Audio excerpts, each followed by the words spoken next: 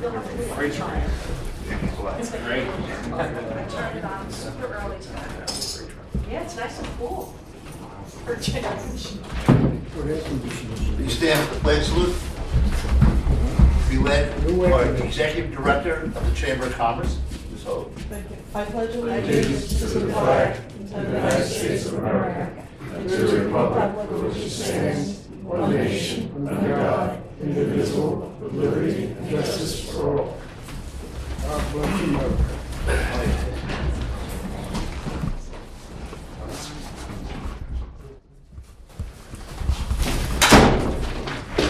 Ladies and gentlemen, welcome to the April 22nd, 2013 board meeting. Just a reminder, if there's an emergency, we exit the rear building. The parking lot for your cars, please do not vehicles so directed by emergency service personnel. It's a non-smoking building, so therefore, if you must, please go outside. Approval for the board minute meeting of April 8th. Motion. Second? Second. Okay, any additions, deletions? Okay, I got a couple.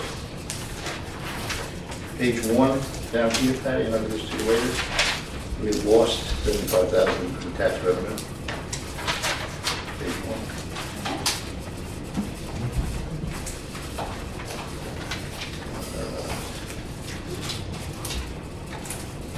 1. Page 3, on the page. I guess we'll be included with our money, not out money. The word out there someplace.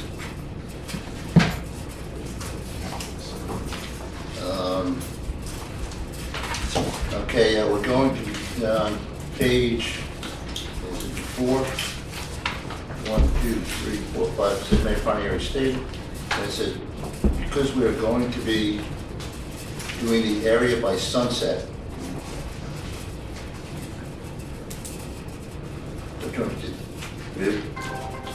this is about the grant, to do house connections.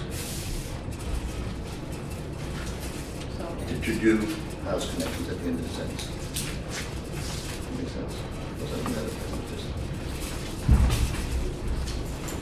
Motion to accept the changes? Motion. Second. Oh, no, did that? All in favor? Aye. So carried. Just before we get started with the meeting, you know, every once in a while, you hear these things and then you say, Patty, can you check this out? We heard this. She does a little checking out, and what she hears is something that makes you happy for the person that made the decision, but unhappy for yourself because you lose a partner. Gail, you've been doing this for how many years? 15. 15 years. And she's been a partner to the community every day that she's been on the job. What she's been able to do, been able to allow us to do, the friendships that she's made, the work that she's completed, and the time she spent in this village can never be counted. You know, the St. Patrick's Day parade, I'm standing up there on the podium and I turn around and here comes Gail across the parking lot. It's just piles of stuff. She's a lady that over the past 15 years has done a tremendous amount of stuff in this village. You know, I made the comment when I was interviewed by Linda Luzzi that if you look in Webster's dictionary under commitment to community, you'd see Gail's picture there. Because that's who she is. She is a person that over the last 15 years has committed every single day to this community. George, it had to drive you crazy. It had to drive you out of your mind that every time you turned around, she was on her way somewhere. Ribbon in hand, scissors in hand, trophies in hand, parade, listing in hand, something in hand on the way out the door saying to you, George, I'll see you later. Well, George, can you drive me? That's one. George, can you load up the back of the truck? 3-foot scissors. Yeah, you're right. That couldn't cut a marshmallow. So, you know, the thank you goes to you, Gail, not only to you, but to George, because without you having him as your partner, we don't have the opportunity to have you as a partner.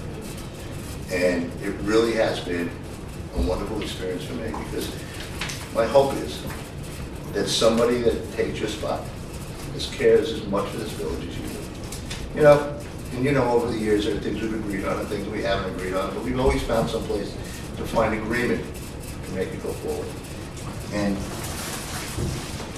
just from the board to you, I'd like to put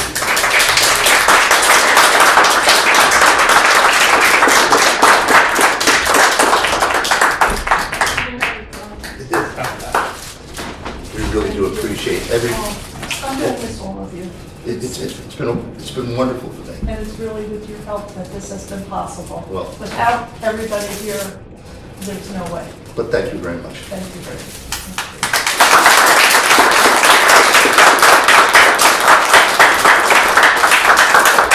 Oh, beautiful.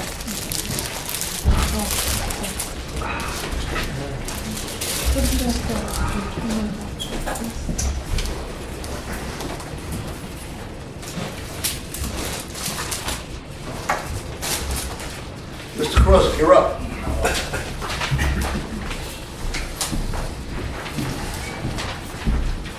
It's a hard act to follow. Good luck with you, Joe. Thank you very much.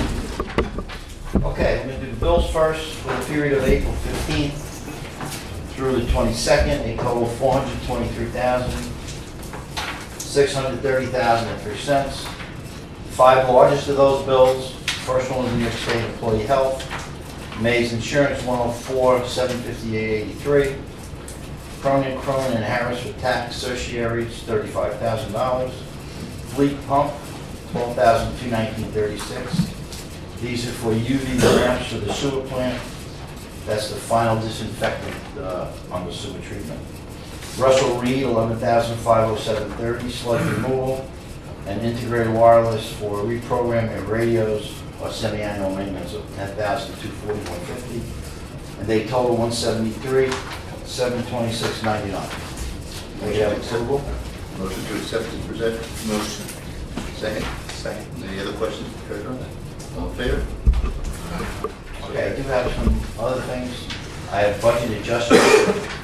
First one is to increase court salaries for new employees and increased overtime, and all of these expenses are covered by our increased revenues. Increase in park overtime, $4,000. Increase court salaries, $15,000. Increase court OT, $10,000.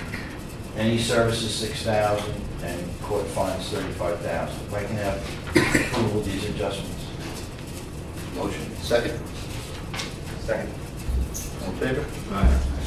Okay, we would like to appropriate from key money sewer surplus for H2M engineering fees. Those fees are not covered by any grants, and we have about $1 million in grants coming in for the project. Increase our engineering fees by $142,000. This again is covered by key. Sunset. Yes, sir? This is to do the project. Sunset project, yes. A's price. Motion. Motion. Second. Second. All in favor? All right. I do have a lot of budget transfers. We're getting down to the end of the year, and I'm not going to read all these. These are just to close up. Well, I'm getting ready to close for year end, which will be May 31st. If I can have approval for those.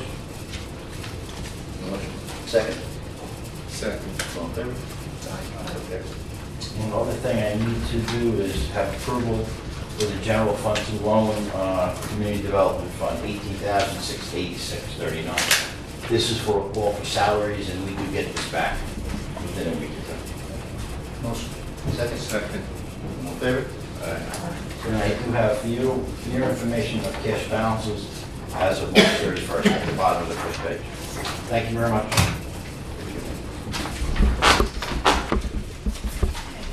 Public hearings. First of two hearing notices hereby given that a public hearing be held on Monday, April 22nd, 14 Baker Street, Patchogue, New York, by the Board of Trustees of the Incorporated Village of Patchogue to amend Section 390-15 of Village Code to increase the number of available taxi licenses and to add provisions setting minimum requirements for the number of handicap accessible taxis and hybrid automobiles in a taxi fleet by proposed local law, copy of which is on file at the office of the village clerk. At said public hearing, anybody interested will have the opportunity to be heard. Being that it's Earth Day? Earth Day. It's Earth Day. One of the things that we've been debating with and struggling with is, the number of cabs in the village, the availability of those cabs, and how do you deal with the issues of handicap accessibility, how do you deal with the issues of fuel consumption and those environmental pieces that you have. What we'd like to do is take a look at those things. A certain percentage of all vehicles should be handicap accessible. It should not be something, and I don't think there's one within the village right now that any cab company can turn around and say to me, yeah, we have that ability. I don't think, since we just started to discuss this issue, keep an eye on it, you go down to the train station. I don't think there's one car that I've seen that wasn't a Ford Galaxy 500, with the 305 engine in it. The gas consumption. I think it's incumbent upon us to take a look at those things and have a discussion and take a look at what we need to do and how do we make ourselves available to the handicap? How do we make ourselves available to when it becomes an issue of fuel consumption and so forth? I'm going to ask the village attorney to go through this, what this proposal is, and then we'll have a discussion here and see where we go from there. Thank you, Mr. Mayor, members of the Board of Trustees. The proposal is to modify the taxi cab license in two parts. The first part is 390-15, last amended in 1998, sets forth that the maximum number of taxi cab vehicle licenses, which is the permit you see stickers on the car, vehicle licenses, is limited to 60 in the village of Patchogue. In past times, we've seen that 60 number is oftentimes exceeded. In fact, with some operators getting close to 60 and leaving very few left for any other operators. So the proposal is to increase the number of vehicles from 60 permitted as a maximum to 100. The next side of that is almost for a trade-off for increasing the number of vehicles, is to have those vehicles fleets that register for 10 or more licenses. So vehicle fleets that remain under 10 in a conglomerate will be exempt from this. However, companies that get 10 or more licenses for one company would be required to have this component of handicap accessibility of 10% of the vehicles in the fleet that are licensed by the village must be handicap accessible, and there is an extensive definition of what that means. That does include being equipped with a lift and a ramp, transporting persons with physical disabilities who use wheelchairs, scooters, similar devices, ADA regulations, assisted listening devices, rail slide, as well as sufficient floor space to accommodate the service animal. So there are some requirements that go on to that, but 10% of the fleet would be required to have that. 60% of the fleet would either be hybrid or electric vehicles. Now, hybrid, as its definition, is problematic. There are really only two cars that are allowed to have that in all of New York State, the Leaf and the Prius is a qualified. It's defined as a hybrid, but it doesn't apply under the DMV for a clean pass. It has to be a certain combination of I broadened the definition, is what I'm trying to get to allow electric vehicle to be electric or a hybrid vehicle, a vehicle propelled by a combination of an electric motor and internal combustion engine or other power source and components thereof. So for instance, one of the lawyers in my office pointed that out, that he has a hybrid vehicle, but his vehicle does not qualify for the clean pass on the HOV license. So I wanted to make the definition broader than the DMV definition. So you could get in cars that aren't just straight hybrids, straight Priuses, those kind of things. That may be actually more fleet appropriate, like Lincolns or something like that. So that was the three suggestions. Increase the number to 100. allow 10 or more licenses, and I think there's only one company that qualifies for 10 or more licenses in the village, is that correct? I believe so. Yeah, I think all the other ones, all the other operators, the 2 or 3 other operators are below 10 licenses. How many operators are there?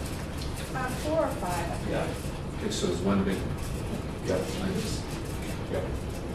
So we would, again, 10% handicap accessible, 60% of the fleet hybrid or electricity. That was, and I'm sorry, the most important part of this is, unlike all other legislation that this board passes and makes it effective immediately, this would only take effect January 1, 2014. Questions for the there- board? Comments by the board? Is there precedent for this in any other municipalities on Long Island? Not that we could see, but there was a, obviously New York City is moving towards taxi in the future, and they're gonna have requirements that may be similar to these.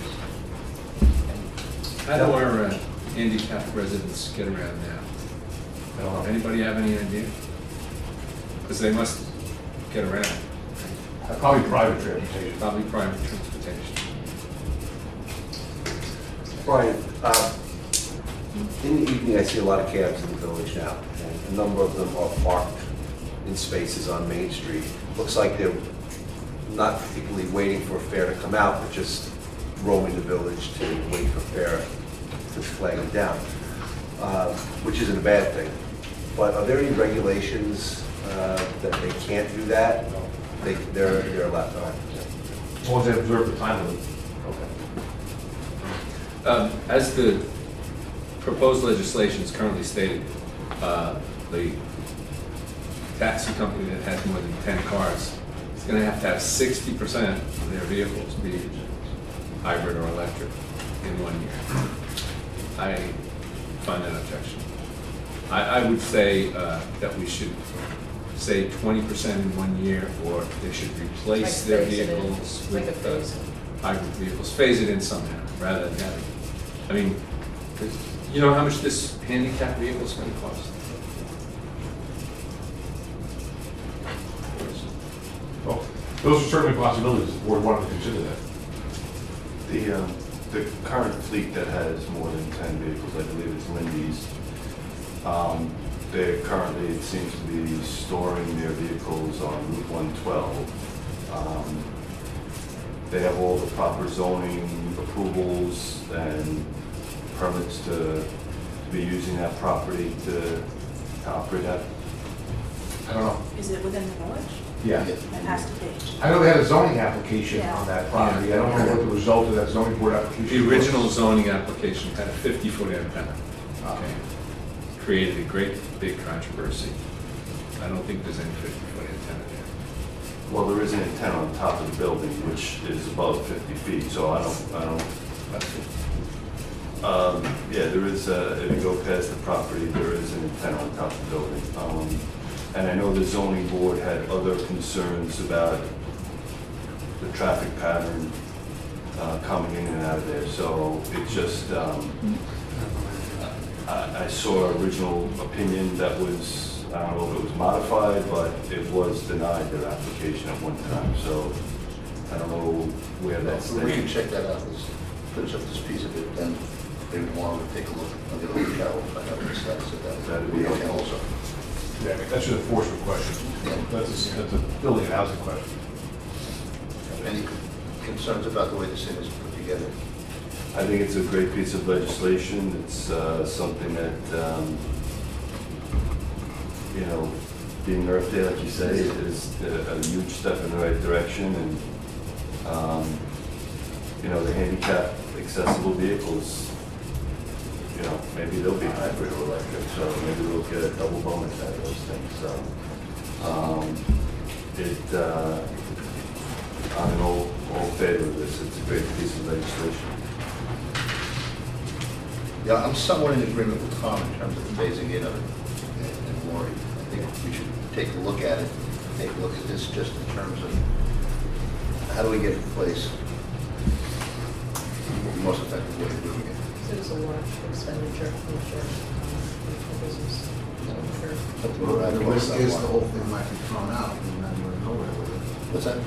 Thrown by the Well, it takes court because it's not working. financially feasible for them to throw out the whole decision. Had the taxi company been advised of this? Do we know? We published.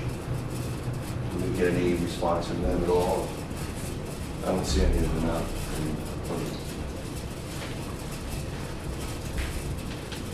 Let's go, just so you hit the red button. Why don't we do this, Jack? Public, first of all, any comments by the public? Mr. Bojack? Mr. Bojack?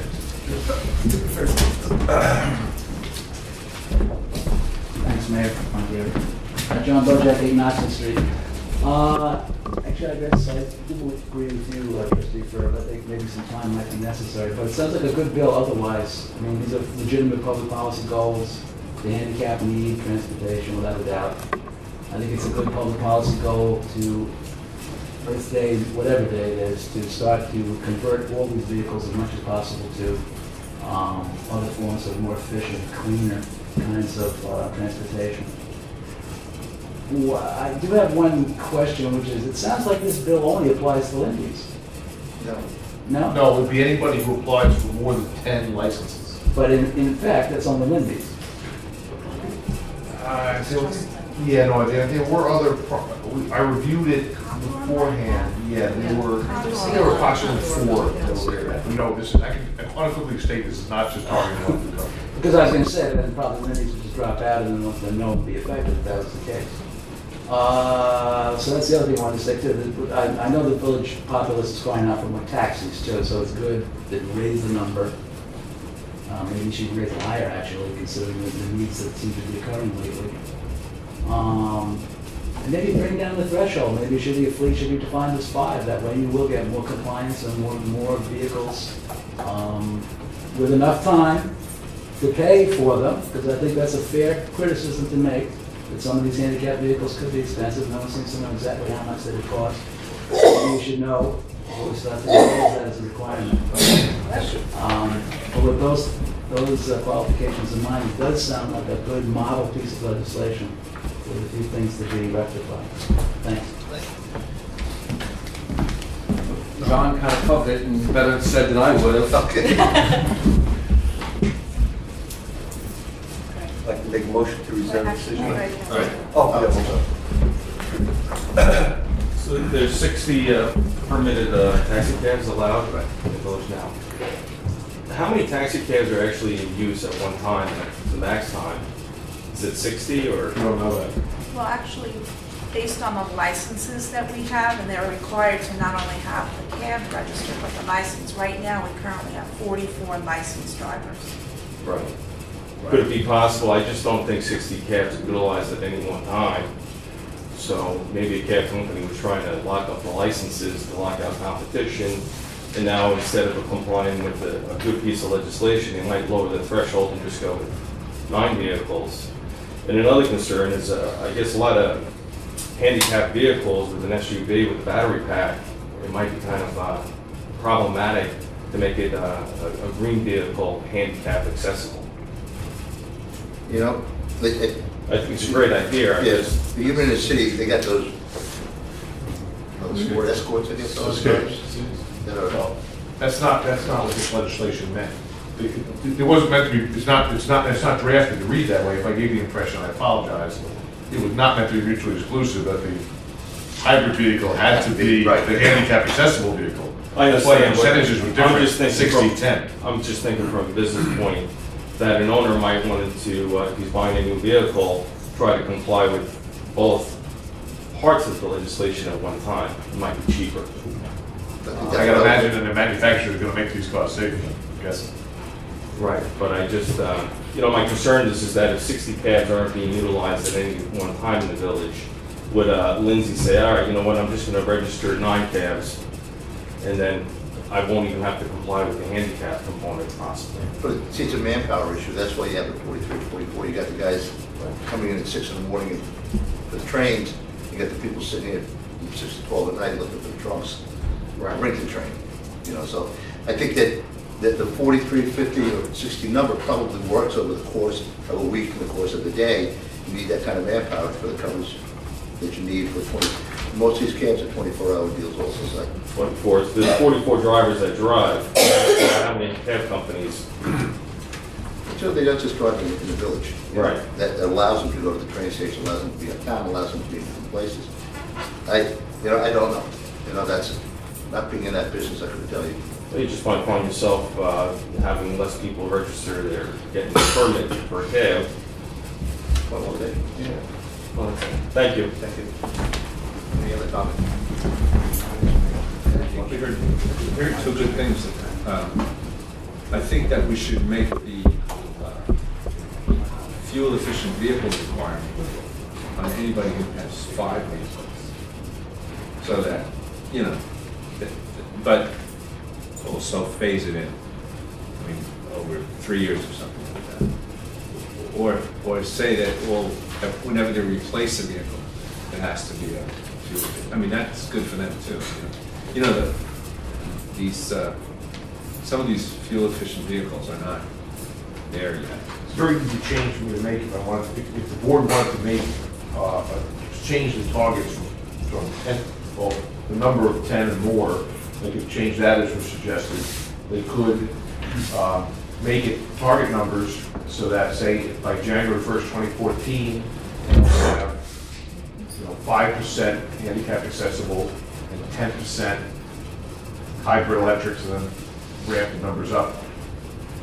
But again, as we keep in consideration, if somebody takes out 50 licenses and they're only required to have 5% of their fleet handicap accessible, What do you have? right?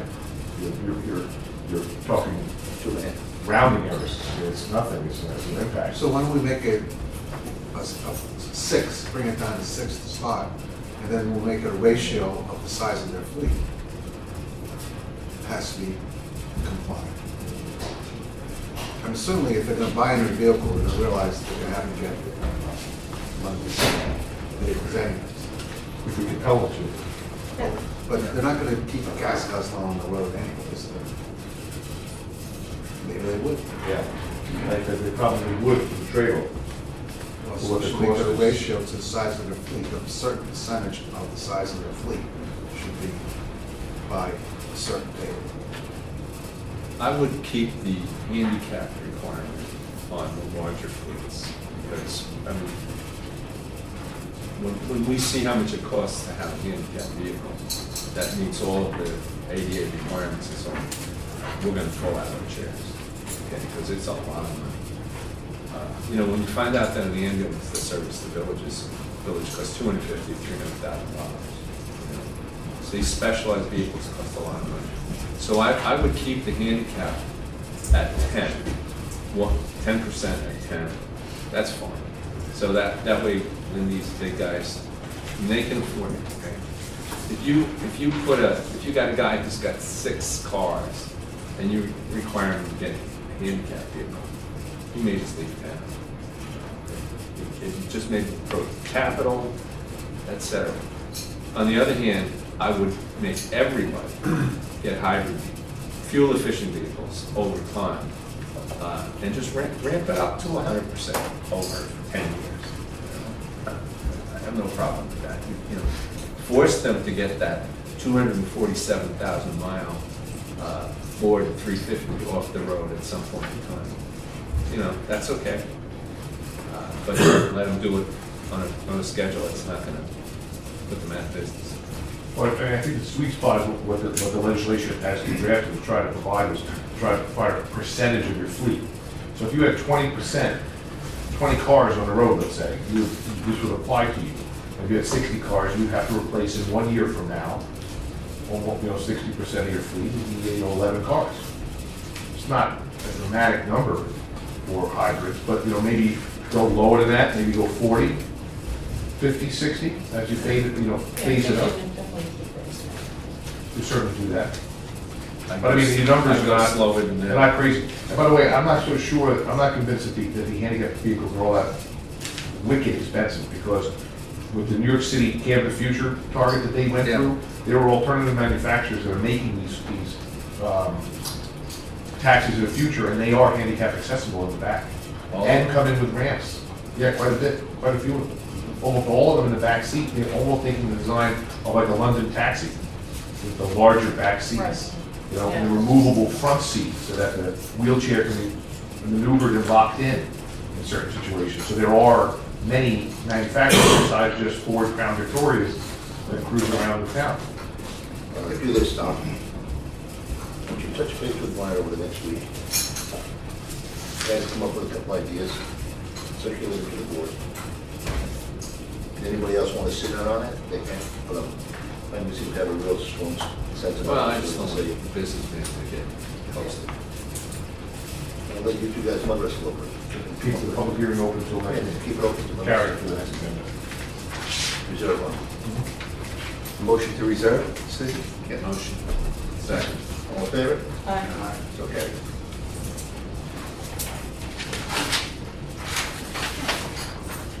Notice is hereby given that a public hearing be held on Monday, April 22nd, 14 Baker Street, Patchogue, New York, by the Board of Trustees of the Incorporated Village of Patchogue, to amend Chapter 7 and Chapter 353 of Village Code to change the duties and obligations of the Superintendent of Department of Public Works by proposed local law, a copy of which on file in the office of the village clerk. At such public hearing, any person interested will be given the opportunity to be heard. What this is really asking is going to be allowing the Superintendent of Department of Public Works to give violations under the sewer code for grease traps and other violations within the sewer code itself. And one of the issues that we're running into on a very regular basis now is because of the amount of restaurants, is the amount of grease that's getting into the system, which therefore creates problems in the sewer lines themselves. So this is just going to, instead of having the Building and Housing Department monitoring that, it will be the gentleman, the wastewater treatment plant that will be doing it.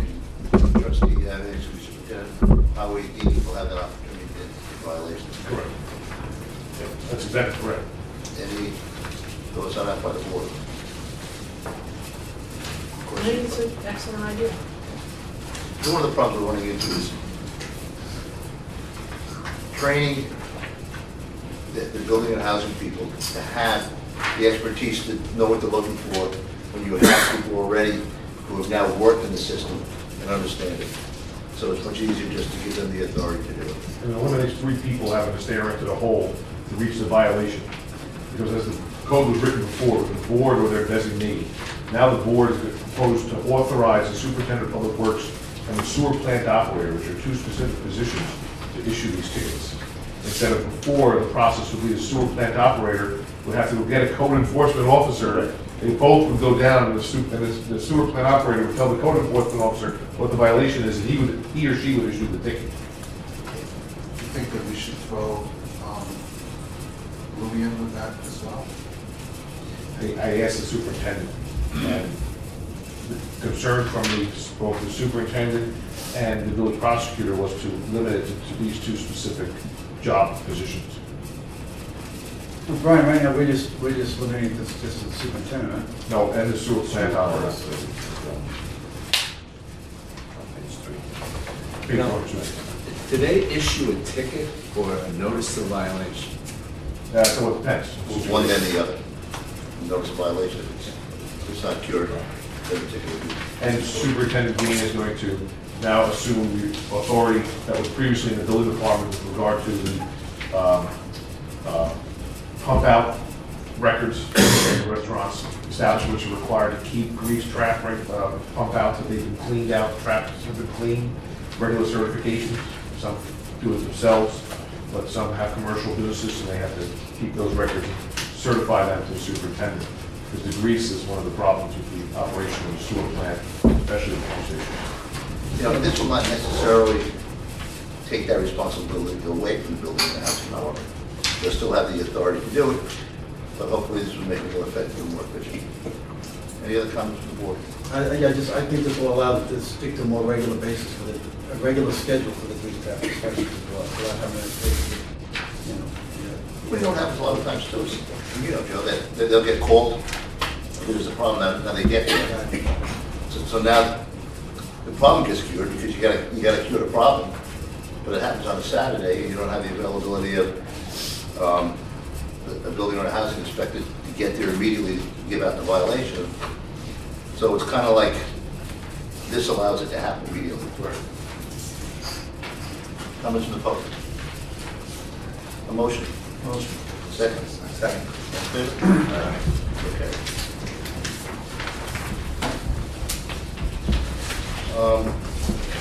My understanding is, Miguel, you tell me, Patty said right before the meeting that you have received a grant for the Little League Oh, it's the foundation. Foundation. Yes, we will work, you know, Yeah. the Greater Patchogue Foundation will be working with Peter Feehan from the PAA, yes, to receive a grant. Then they can get, because we're trying to work out a way for us to, so now you'll be taking that responsibility. The Greater Patchogue Foundation is a 501c3, Perfect. and we do help people. One of our missions is to help with scholarships, beautification, the cultural arts. We do many things, and we do help other organizations that need it. Yes, they approved it without a problem. I mean, right away, yes. We'll be working with them on that grant. They're very good. I want a motion to rescind a prior resolution on the purchase of picture machines that will now be being purchased by the Chamber of the PYAA. Motion? Second? Second. All in favor? Okay. Okay, request approval to award the Carnegie Library Foundation bid to S.J. Horning Construction for $188,000.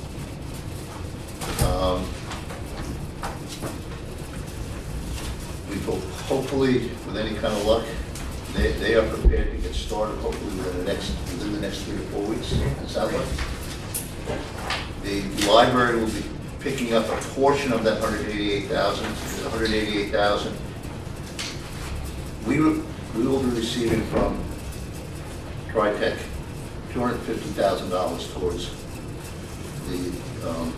That was their estimate, putting in a foundation and a slab, and putting it on a slab. Portion of this $188,000 will be paid for by the library. That amount to still be determined based upon the engineers. There's $60,000 that we'll be paying for the movement of the library itself. To move. No, it's part of the $250 that we're getting from TriTech. TriTech has already paid well over $200,000 to get it to where it's at right now. So they're into this thing for $450,000, almost $500,000 when it's all said and done. We also have some expenses that they relate to, obviously, to be stored over there on the property, so as soon as this happens, the better off we are. And I have supreme faith in the Friends of the Library, the Carnegie Library, that you're out there, Mr. Bojack, raising money. So when we get close to 250, you're gonna have a check for me, because I know you made all of those commitments early on. Yourself, and I wish Mr. Kennedy was here right now, he asked the same question. So we're getting very close to the 250 number when you start putting in the engineering that's had to be done so far.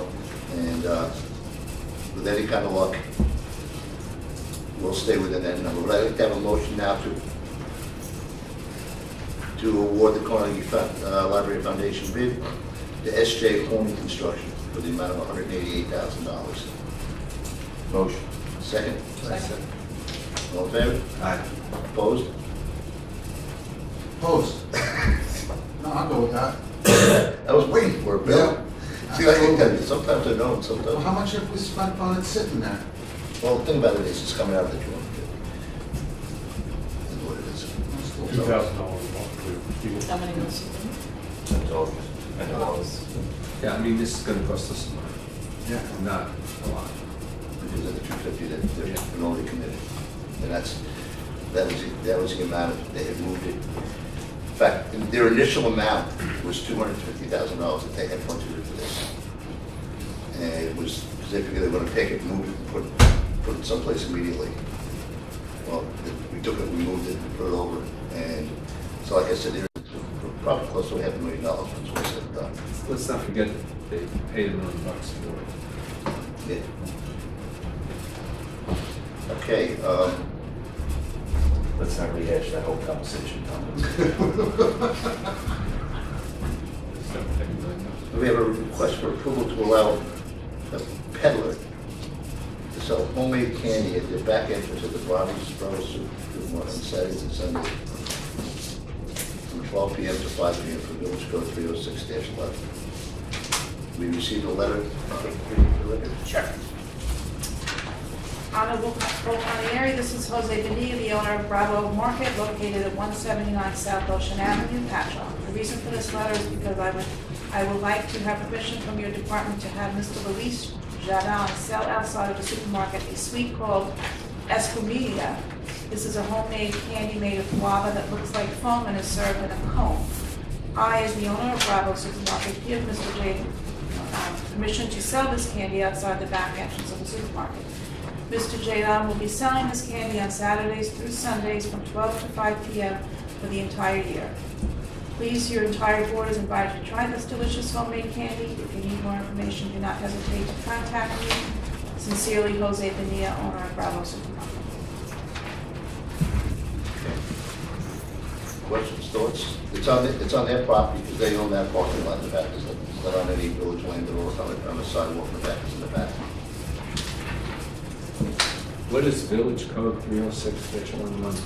306-11 is the Peddlers and Transient Merchant Chapter 306 that provides for prohibiting fixed locations like this without the special exemption of the board or permission of the Board of Trustees.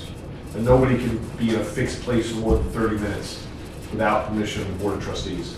Even on For private extended property? such time. On private property? Because this is his property. Are there any other health department approvals that he may need for this, or is?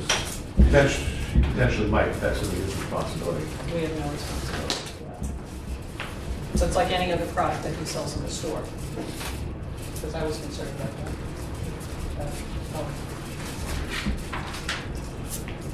Yeah, I'm just not sure if it's a packaged product or something that's prepared there that may require other health department approval. It sounds like Italian ice to me. It sounds like cotton candy. I've had some, if you'd like me to comment about it. It is like cotton, it is like cotton, it is like cotton candy. That's what it is.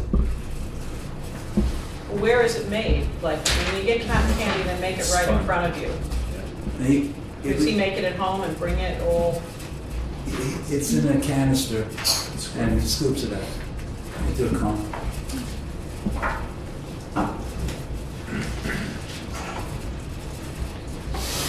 Any other thoughts on it?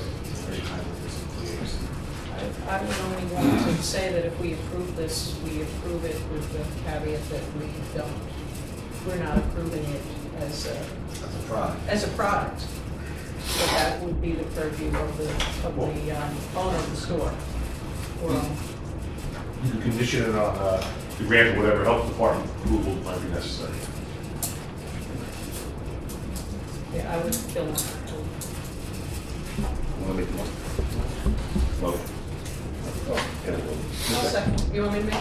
Whatever it is, you would just. Yeah, just make a motion to approve this Pending any appropriate. pending any appropriate health department approvals that may be necessary. And you might want to just say on Saturdays through Sundays. Saturdays and Sundays from 12 p.m. to 5 p.m. You want to put that grant of permission for a certain time period. Have it revisited in case it poses any kind of issues. Through Labor Day. Through Labor Day. I'll second that. In favor? Okay. Dennis Smith, are you here? I don't see you. The Chamber of Commerce report from the Executive Director, Gail Holt. The last report. This is the last time I can say this. Gail Hogue, the Patchogue Chamber of Commerce, 15 North Ocean Avenue. First of all, I would like to thank you, Mayor, for the kind words tonight and everyone for the flowers, the bouquet. It's beautiful. I did not expect it. It's been a pleasure working with all of you. I am going to miss you all. I want to thank you for all your support over the years for the chamber and for myself. We've worked well together, and one thing I am proud of is over the 15 years how the support and the working in cooperation has really grown with the village, the chamber, and the BID. It's been a very difficult decision. It was not something that was done overnight or lightly. But the chamber now has excellent leadership with Jacqueline Hensley as president. She is terrific, a lot of ideas. She's always working on them, and with the current executive committee behind her. I'm going to still be around. I will be coming to Patchogue, and you never know if I come into some of your meetings. George and I always enjoy all the meetings, and we'll be here. It's just like the theater of the absurd sometimes. No, we call this, when we go to like the planning board or the zoning board, it's date night.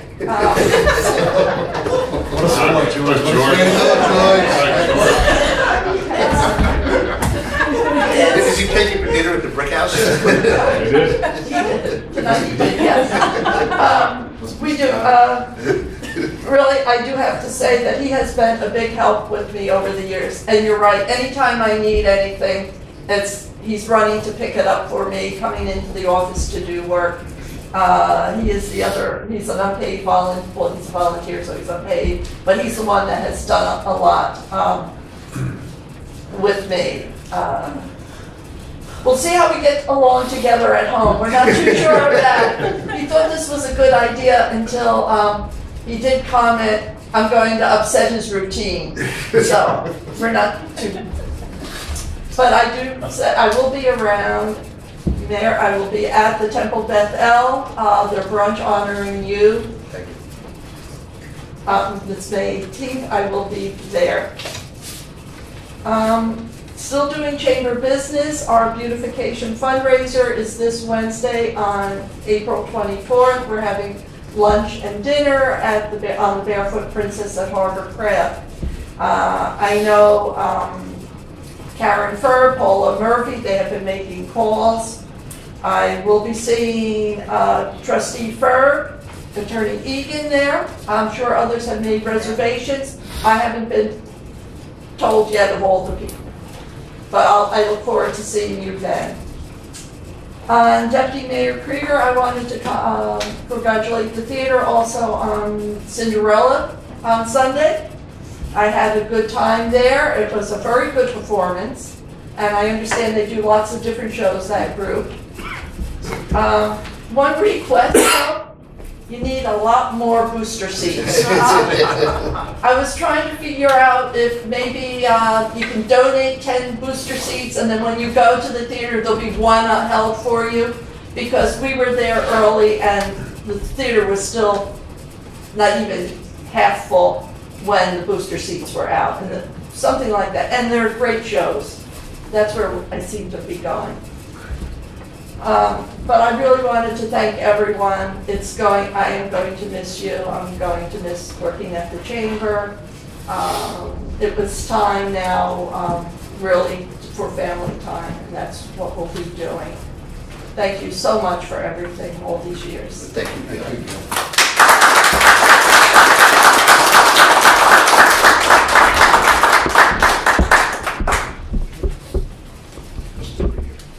Thank you very much. Thank you, Gail, for your service. Really appreciate the help you've given me over the years. Just carrying on with the theater, again, Cinderella was a great success yesterday. Big crowd at the theater, and I will make a note of the booster seats. Saturday night was the Lions Club presentation. Tom, did you enjoy the show? It was fabulous, wasn't it? The comedians were unbelievable. And the band was. The band was, the music was perfect. people my age, but it was, the musicians were fabulous. They were really. So to all the members of the Lions Club, if anybody out here is a Lion, thank you very much for coming to the theater and celebrating with everybody there. It was a great show. If you want to see the Bacon Brothers on May 11th, get your tickets now. They are going very quickly. There's about 140, 150 tickets left. So they'll be doing a little more promotion over the next 2 weeks. There'll be some placement in Newsday with some articles, and I believe the advance too. Yeah. Peggy got in touch with them. Yeah. And the tickets will go really quick after that. So if you want to see the Bacon Brothers, get your tickets.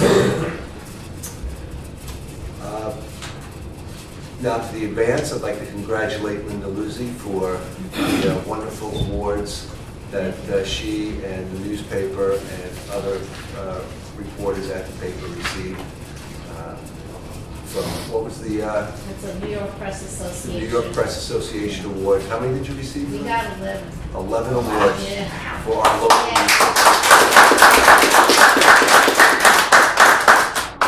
And a lot of people around this area turn to the Advance for their news and information, and they couldn't be turning to a better newspaper. Thank you, Linda.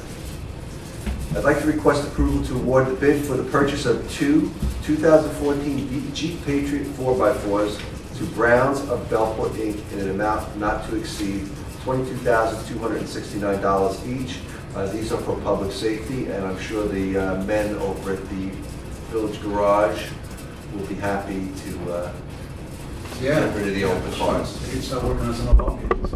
Yeah, our vehicles have been have aged, not gracefully. We buy them aged. We buy them aged, and they have aged ungracefully, and it's taking a lot of time and man hours over at the Village Garage for repairs. And I guess we're putting these old vehicles back together piece by piece. And I know, Joe, you had mentioned that this was becoming an issue. Yeah, we spent a lot of time. Spending a lot of time and money repairing older vehicles. And as we saw in the last hurricane, 4x4 vehicles are certainly required around here now for public safety. There was a lot of work they did during the hurricanes and during snowstorms, and these vehicles have to be on the road 24 hours a day. And I want to make a motion to approve this award to Browns. Motion. Second. You know, one of the things that, when I spoke to the people over at Browns, these are supposed to average about 22 miles to the gallon. What we have on the road now. Like 13, 12, 11. So let's hopefully we'll save a little bit. Half fiber. Great. All in favor? So carried. I'd like to request approval to hire Level G Associates to provide as-needed parking consulting services in an amount not to exceed $17,000. Now, Attorney, do you work with Level G on this? Yes. On this proposal? Yes, this is standard, just professional consulting services. The maximum for the fee would never exceed $17,500 in a 12-month period. The charges are attached as attachment 1. The hourly rates, which were extremely reasonable. And over the next few months, we're going to be needing his services as we gear up for our parking meters to come in at the end of the summer. All the consultants are better to have them on a contract, we have a set rate and what their services are going to be. And then the first 4 bullet points, I can't imagine that with the deployment of this new thing, we're not going to need each one of these bullet points at some time. But the good news is, again, as a consultant, he's going to be on an hourly, as-needed basis in consultation with the Board of Trustees. As a chamber, the PID. Yeah. Yes. I mean, one of the things that we know, I've had this discussion a number of times about parking, is that we need to address it. We need to address it fairly quickly, but also with a sense of where we're going and getting the direction out of it. And I think Mr. Giosa has worked very closely. Most of the pro bono lately too. Yeah. You know, so that it's not. Is any of this going to be covered by the PID or the chamber? We haven't asked them to. We haven't asked them to. I mean, they would like to contribute. Or, you know, accept it greatly. But I think that one of the things that happens is that you get to a point where what the BID is giving you and what the chamber is giving you recommendations, then we have to make the final decision. So I think if we're making the final decision, we should have the consultant who's working with us should have the responsibility talking to us, not to others. So that's one of the reasons that I think that he's our consultant, will then advise the chamber and the BID. Any other questions by the board? A motion to accept the present? Motion. Second. All in favor? Aye. I'd like to request approval to hire Brian Ball as relief dispatcher at the firehouse. Motion. Second. Second. All in favor? Aye. Okay. That's all I have, Mr. Mayor. Trustee, please. Thank you, Mr. Mayor, fellow trustees, ladies and gentlemen. Gail, congratulations, best wishes to you. We saw you at the restaurant the other night, and you mentioned that one time with your granddaughter and with family, and it's really important. God bless it, it's great. Yeah. Good for you. You know, this has nothing to do with the village, except that I appeared here in the village because Richie Havens passed away. Oh, Yeah. And I know he was at the Great South Bay Music Festival, and he was in the theater. Couple times, yeah. And he played at the theater a few times. I heard it just as I was walking out to the heart attack. Just like just happened. Yeah, so hope glad you she gave me some. In fact, 2 years ago, he was booked to play at the theater, Yeah. and he was ill. Yeah, and it was, I know He was so great. a lot of us in the room tonight remember the Woodstock concert on Richie Havens. Were you there? My next, actually, it is Happy Earth Day, and it's a fitting week for us to have our public stormwater meeting, which will be Thursday, Village Hall, 7:30. Linda, Michael, please get the plug in there for me if I could probably contact you. We're going to have a guest speaker. We've been concentrating, I think we formed the committee about a year ago, and up till now we've been really kind of concentrating on educating people, you know, teaching them ways that they could help us, you know, save their, help better the environment, I should say. This guest speaker is going to be talking to us about what happens if we're negligent in that, what happens to the water, the ground, and the environment, all the negative effects that our negligence will have. And so I was looking for a pretty interesting night. So it's 7:30 here, Thursday night. And actually, I also had a brief conversation with Attorney Eaton just before we walked in the room. I'm going to ask the board to consider something that I may like to come back to you guys with. And that would be a ban on styrofoam in the village. You know, the styrofoam takeout containers from the restaurants and stuff that we know, you don't do anything with them, they last forever. So they're certainly not good for us. And so Brian, you know, when I was able to talk maybe about some kind of wording and come back to the board, it's just something to think about over the next couple of weeks. Don't keep it. I'll figure it out. Aluminum foil. Yeah, the aluminum or Place it back in plastic your pocket. containers or something, I think will do just as well. Waxed cardboard. There you go. Mr. Mayor, no happy Earth Day. Rhonda, happy birthday. And I think Route 66 is ready to get back to us, so enjoy your day when it comes this week. Okay. I don't know if anybody's noticed well, you have to notice, if you tried to get on West Avenue, you can't because the crosswalks are being renewed. You remember that we had the crosswalks installed in there, we had a lot of issues with them, they had to be taken out and blacktop to get us for the winter. Now these new crosswalks will be done, re-engineered, and we're really hopeful that we're not going to have an issue with these, and they should be done in a week or so. I think I don't think it's too much longer. If anybody, next time you go out the Church Street lot and go on to Railroad Avenue, there's a left turn arrow and also the stop bar at the corner of South Street and West Avenue. We're exploring a new material for crosswalks, and all pavement is actually it's a thermoplastic material.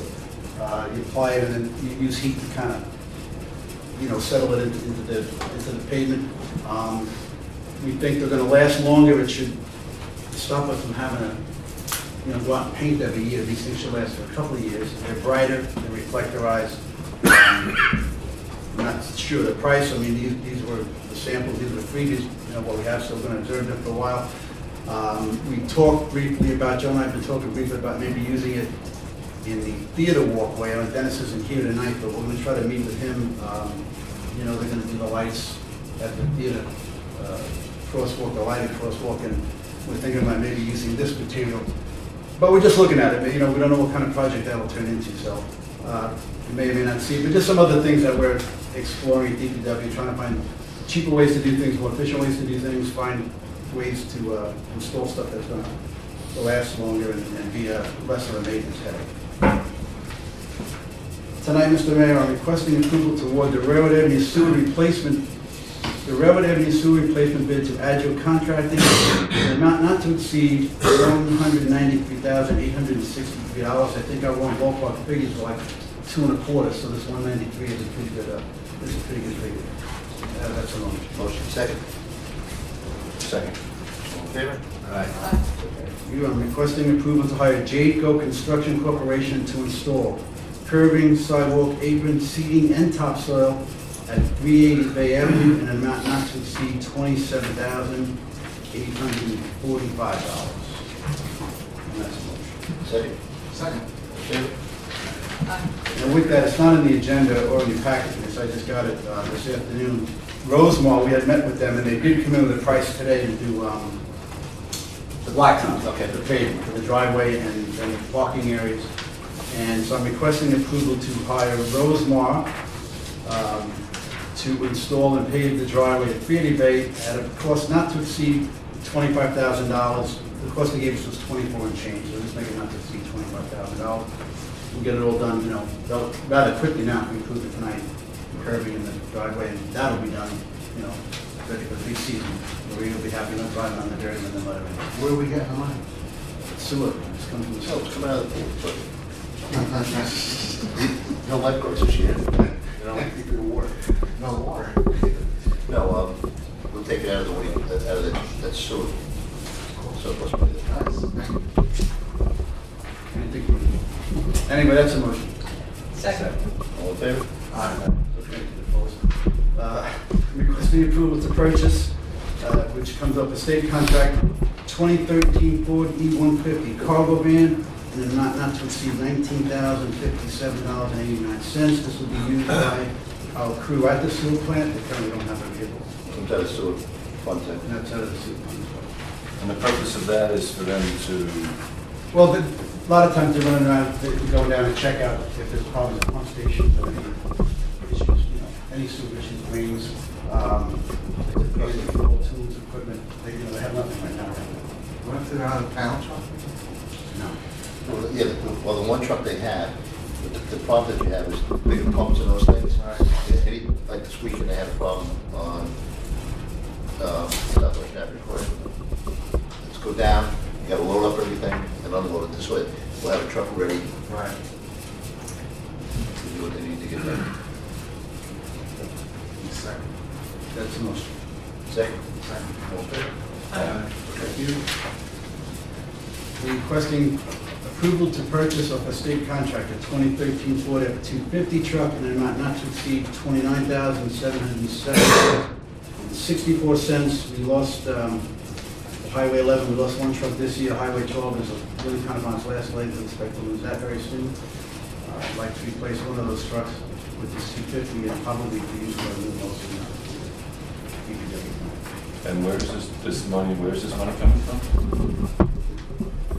This comes out of what they have left over at the end of this year, out of their surplus. Out of the highways. That's a motion. Second. Second. All in favor? Aye. It's okay. Bill, you get a green truck now. You should mention also the plow. Yes, but that truck is with a plow, thank you. Yes, that's a truck and plow package, yes. Requesting approval to hire by Masco to pave Cleveland Street, Grand Place, and Wood Avenue at a cost not to exceed $128,042. This is a mix and place that, It's a mix and place, right, exactly. good man, what are you gonna do with Kathy Street? You've already approved that. Yeah, I just spoke with Joe, we still don't have, it's gotta be very soon now. I mean, the weather's, should be crazy. It would still iffy with the weather, it's going back and forth, but I would think it would be some more steady. Again, this 128,000 comes, remember the sewer money that we now use for infrastructure, about 600,000. If you drive down Cleveland, Grand Place, and Wood Avenue, make sure you have a tight cover on your coffee cup. It's and we may also, at that point, I think he's looking at get a price from North Damasco to complete Maple Avenue and a piece of. Yeah, I mean, the equipment and to be up in that end of town, one quadrant, so. Get the quadrant done. They pay to just stick to that one quadrant, depending on what kind of price you get to do.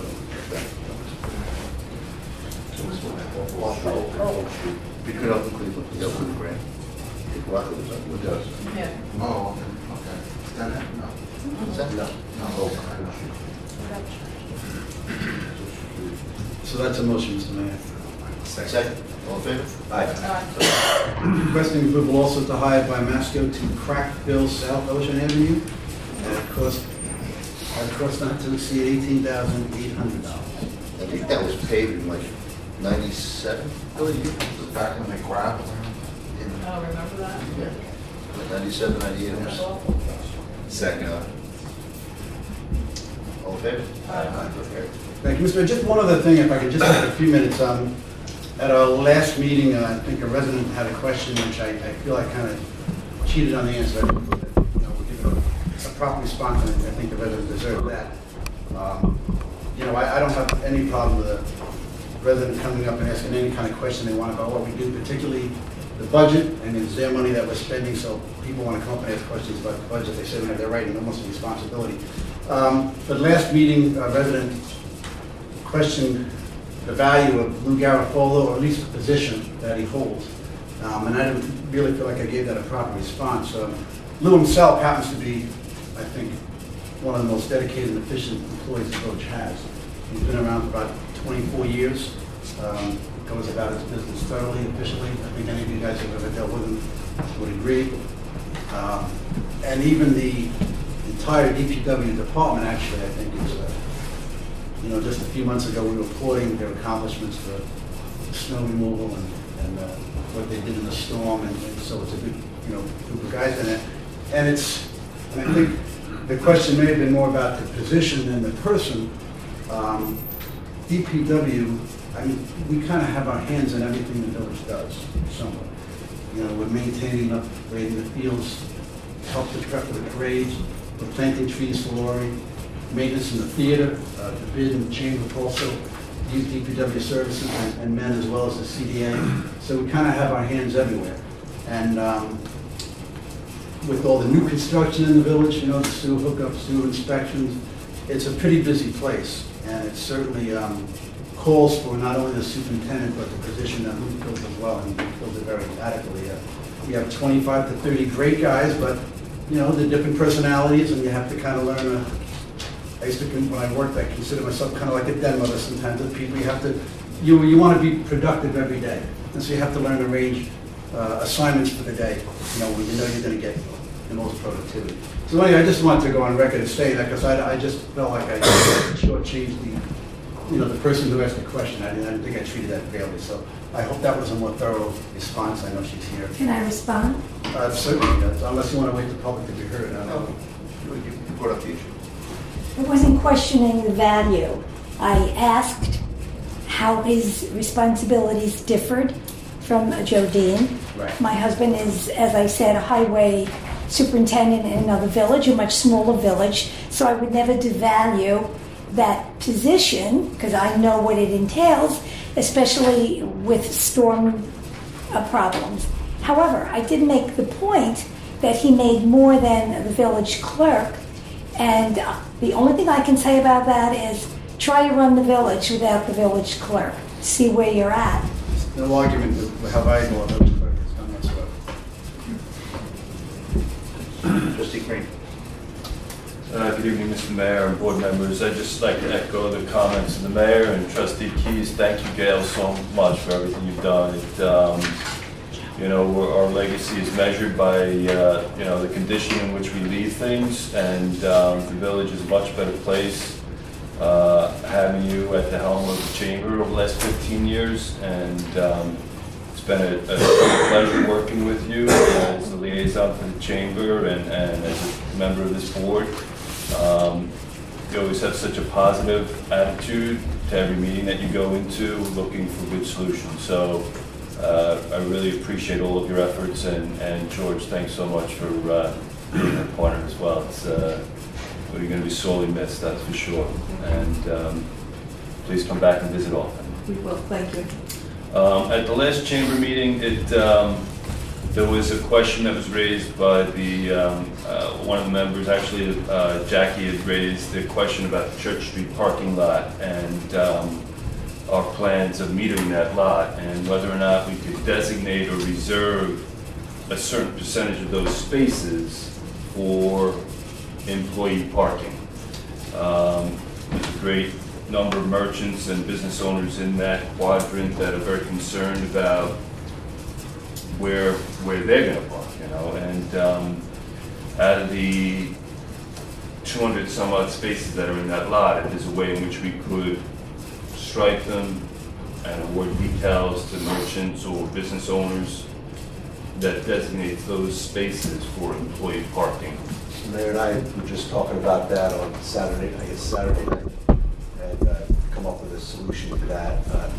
Some kind of medallion in the car or a sticker in the car that's tied into the license plate number that people can park for up to 7:30 at night or different times that they can park there as an employee. Yeah. So we start to work out we'll talk to Jerry about that. Right, and that's, but what other communities do to handle that piece of it? It is a huge issue. There are many, obviously, employees that service those businesses that it'd be nice to have them a designated spot for them as well. It's in the plan. Doesn't have to be up front. No, it won't be up front. Back by the dumpster. You know, Certainly. be great. I was just raised a question, I guess, a few meetings ago about the theater's business plan as well. Has that been formulated? I think it's still. I think it's just finished. It is finished. I think they just put it together. Okay. I'll have to do it. They asked me about doing a presentation for the board. Okay. And without letting too many cats out of the bag, it's already reaped benefits. Good. Well, it's going to serve its purpose. That's great. And yeah, if we can get a presentation or a copy of the plan, that'd be helpful. That'd be great.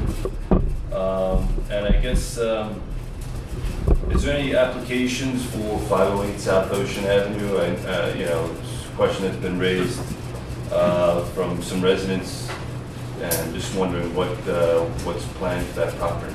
I don't know what's going for the property. Also, there's been no application. No, and the thing about it is, what we did today is, actually we've done over the course of the weekend, pretty Saturday, been there a number of times, and had village attorney, Egan, and Sarah go down this afternoon, about 3:30, so. We were there on Friday and we were there today. You know, as of right now, there is no application. I get a little concerned that if we take this conversation too deep into it and they attempt to do something that ends up in litigation, comments we make here at tonight's board meeting, then become part of whatever legal record, so. But there's a process they'll have to follow if they wish to do it. From building one home, it's a huge piece of property, to subdividing it, to what we're concerned about is parking. It will become part of an application process. So as of right now, there has been no application. Okay. All right, and that's all I have to see, Mr. Mayor. Thank you. Mr. Mayor, you guys want to interrupt? I got something hot on the press here that I didn't get to. No, well, sort of. A little help from this friend. Yeah, a little help. Another request. I'm just going to read the letter into the record. This is from Michelle Muldery, principal of Holy Angel School. Address Trustee, Clerk Seal. Dear Patty, I spoke with you and Mr. Jodine earlier about the ongoing problem here. Well, I'm not going to go through all that. I'm just going with the point that she wants.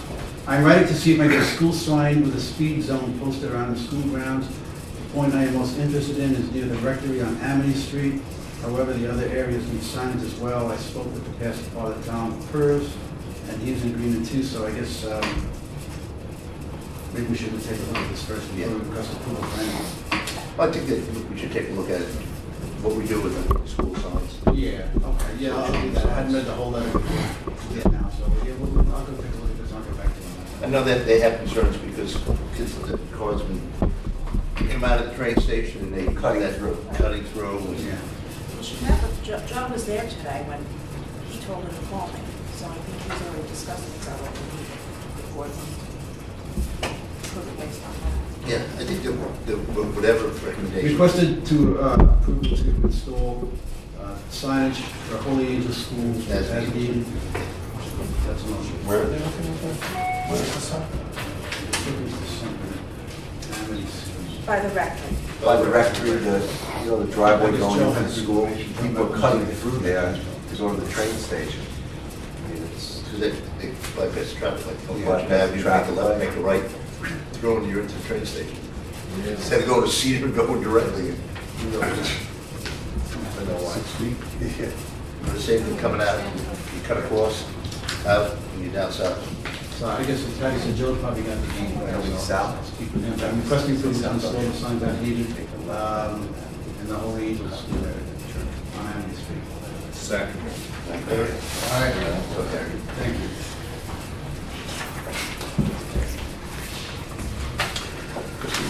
Trustee Furman, I'm sorry. Let's get Mr. Mayor, fellow trustees, Attorney Newman, residents, and guests. First of all, I'd like to congratulate Gail. It's been a pleasure working with you. A lot of fun. We accomplished some interesting things. And also Linda and the admins. It's pretty impressive to be in Long Island, get so many awards. Very impressive. We have on the agenda an item regarding Charlie's Crab Company, which we had a little bit of discussion about before the meeting. And I think the applicant's in the room. Yes. And would like to make a statement.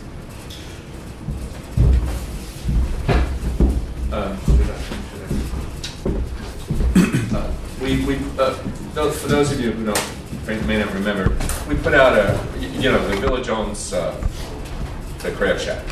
It's our property. It's in our parking lot. And for as long as I remember, there's been a little restaurant there. And so we put out a request for proposals. We got one proposal from Mr. Charlie. And there's some issues regarding bathrooms, so we were going to table it, but the applicant has asked to make a statement to the board, so we're going to give him the opportunity to do that.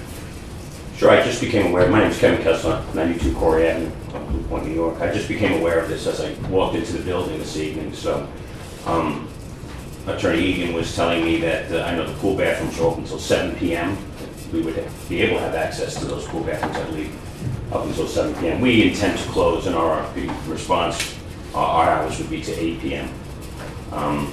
I don't know the logistics of the facilities down there, so I was going to take, tomorrow to go down and take a look at it. I don't know that how we gain access to those bathrooms. Is it inside the building? Is there an exterior door? There is no public access to those bathrooms. In the pool? Right. In the pool complex? There's been a great concern registered by the staff of the pool. At one time we did, as many people know, one was Nancy's Crab Shack. But over the last several years, it has become problematic. I'll really talk a little more to it. Yeah, I apologize for that. I should have go to this when we sat and talked originally. And Mr. Reed. years ago,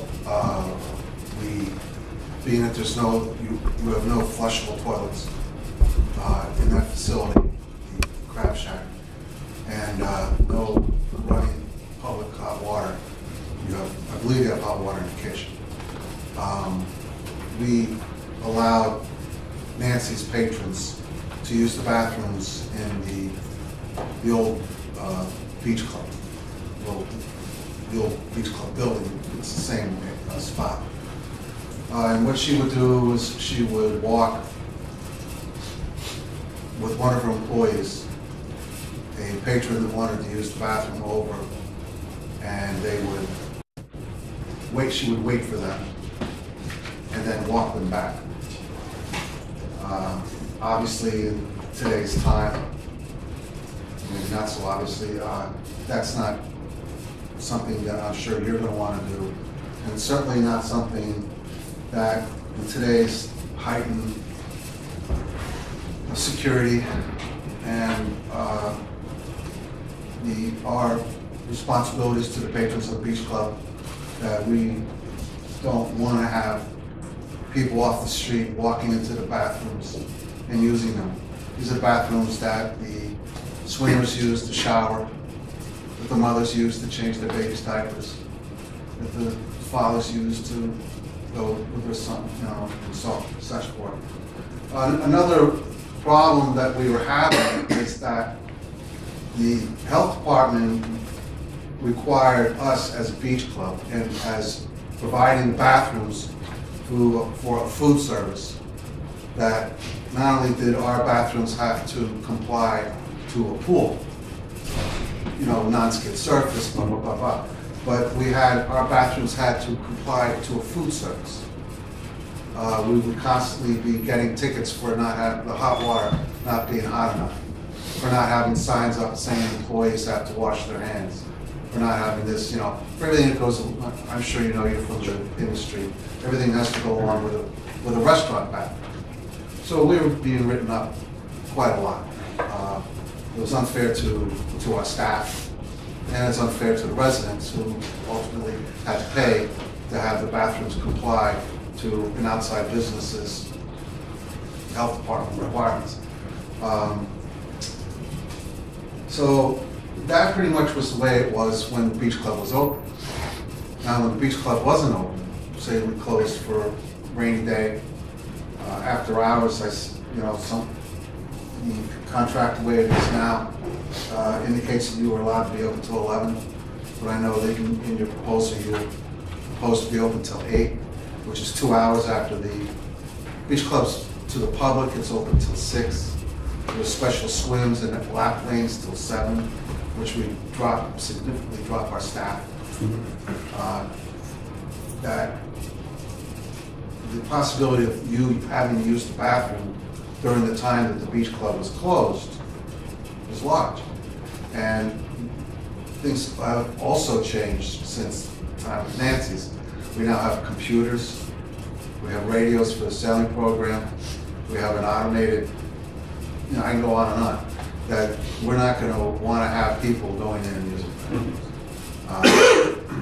But it's not in my eyes, it's not a done deal.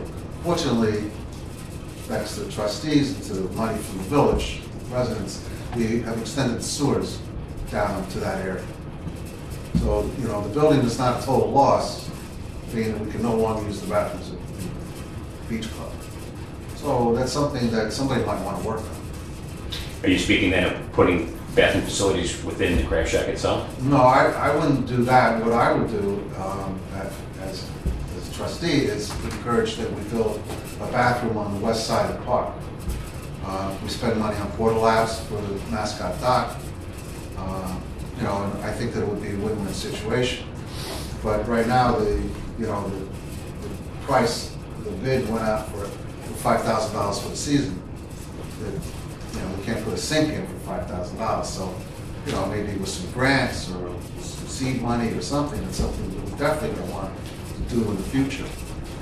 I also would caution anybody other than Lombardi's who's going to try to ride the business out of that building, because they're going to make those people's. It wouldn't be good fun. So you don't see any cooperation coming from them? In light of what the mayor said about the litigation, I don't know. Is there a way to resubmit a request for proposals that might include the construction of a bathroom on the south side of the building where the driveway used to be. I mean, they make it a partnership between the public, being us, and a private lease or property. Well, yes, that, definitely. But as far as wild for the dollar, I would say we put it across the street, to make it but maybe security-wise would be better. Right there. Right there. Right there where, I mean, it's only open while he's operating. Right. And there's a pair of eyes on it, it's something that our own facilities in the park right now struggle to remain vandal-free, Yeah, I think definitely, if that's, Yeah, I think it helps to. we now designate. You have to put 7 feet high. Yeah. You did put 7+2. Question. Yeah, what is that? It's a good question on new construction. Elevated. What that height has to be, yeah. I have to talk to Peter Savage about that, but that's a good question. But I mean, why you have to ask that question too? I mean, maybe you want to ask Mr. Kessler, he was the only person that answered the RFP, so it really was only one submission. And whether even the construction of a bathroom would even be something that would be contemplated, and what do you even think the cash flow, the business plan for this building would be? Well, let me ask you a question first of all. Do you see a general need for it? Take away the crab shack out of the buildings. Do you get a lot of requests for people who want to use the bathroom from the dock and from the area? We, that's a tough question to answer because we do put 2 porta labs down the dock. I know there's a lot of people who don't use it, no, also a lot of people don't feel comfortable using porta labs. So in answer to your question, I'm sure there is. Now, we designated 3 spots in the parking spot for the crab shack parking. So there is room in that area for perhaps an addition out to the building. Maybe to give up was, and those spots are only used during hours of the pool and also during the season. And I saw you wanted to go from May to October. The pool's only open from late June, school ends to Labor Day. So, that parking lot really, the impact on that parking lot is the heaviest between those times. Other than that, then you could take up a little room in that parking lot to put an addition. I know that Attorney Eagle was making reference to the FEMA requirements, not that, would you have to pick a bathroom up 9 feet? I don't know. Would we That have would be to ridiculous. put the bathroom? Right, would we have to? 7 feet. You have to talk about it. Well, I think that the issue becomes that the decision was, we need to have a little conversation internally about putting bathrooms and not putting bathrooms. It'd be our responsibility to do it. I wouldn't put it on because it would be something that's been used by the public, not just by crab shack or whoever maybe in that. And even if that went away, it's still, you're saying there's still value of having it. Oh, sure. Oh, absolutely. It's good park. I just wonder whether there are modulars. Oh, I'm sure. There is. There are. You just have to put down a pad and just drop something on it. You know what, I'll call Adriana tomorrow from, where's she from? Yeah. Direct Range. Well, the bid had a presentation from a pretty nice looking port. There's one in Belfort at the marina. Can they hook up to the sewers? Yes. Yeah. They can. Well, so we I've have- seen those where they have running water and everything. And, they're, I don't want to quote the price, but they're a few bucks. The problem that the bid had with them was, this was putting them downtown. The problem was security. Well, it's a problem we would have as well. Yeah. And that might very well be part of it. The agreement that you have is that the keys are controlled by. And the cleanliness and the sanitation as well. Right? Now, is that livable space? Is bathroom livable space? No, not happening. So would FEMA? I'd have to look. I'd have to twice. Well, you wouldn't want to build it in a manner that If the water came in, the water went out, you know? In the sense, whether there are portals at the bottom, so when it comes in, tide goes in, the tide goes out, you know? Well, that's how the beach club is. Yeah, Yeah, it's got the doors. but you would also have to be handicap accessible, so you couldn't raise it up, so the elevator for crying out loud. Or massive, expensive ramp. But I think what you could do with it. Now, let me ask you a question. If you do that, can it be a single handicap, male, female, acceptable? I have to talk to the building inspector. Or do you have to have a male, a female, or can you just make one? You should just be able to make one. Yeah, it's controlled by the operator. Yeah. No, it would definitely be a feather in our cap to have it down there. It would seem that, to me, it does, I mean, with the dock and with the ball fields, Yeah. you know, the amount of people down And a new playground that's going in. Somebody to clean it? We would maintain it. Yeah, that's, You know. you just make that part out. Yeah. And then it closes when that closes. Follows. So in this new request for proposal, would we require them to put in a little sketch of where they would locate this thing? Is this I think part of it's- the applicant's obligation or how? To be honest, because we would make it open so that it's open to anybody at that point, from ball fields, to the pool, to the dock. It's just not somebody coming to buy a crab cake. They can walk up and ask them. You'd almost want to make it so that if you had to put a window on one side or the other side, you had a view of what's going on.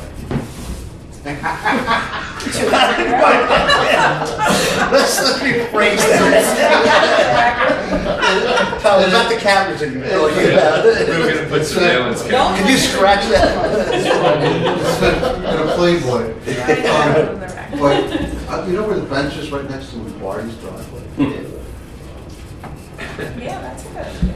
Perfect. That's where the sewer line is. We should really, I'll dig up, I'll talk to Dennis, I wish Dennis was here tonight, but we had a presentation from one of these companies that provides these facilities. And, you know, it was not outrageous amounts. So we might be able to get it done quickly. So I think they're really quick. Yeah. They're both, you know, they drive them up, take them up the truck. Now, we'd want to get hooked up to the sewer too. It's right there. I know, it's kind of, you need permits for that. Yeah, how about, the, CDI? Oh, I wouldn't look too much. I Everyone's going to do don't know if they're gonna put the table. Let us, And I'll ask, obviously, Okay. but I don't think they're gonna take anything like that. let's just take a look at what options we have. Probably take a look at the research of that. Billy will talk to Peter about it. Yes.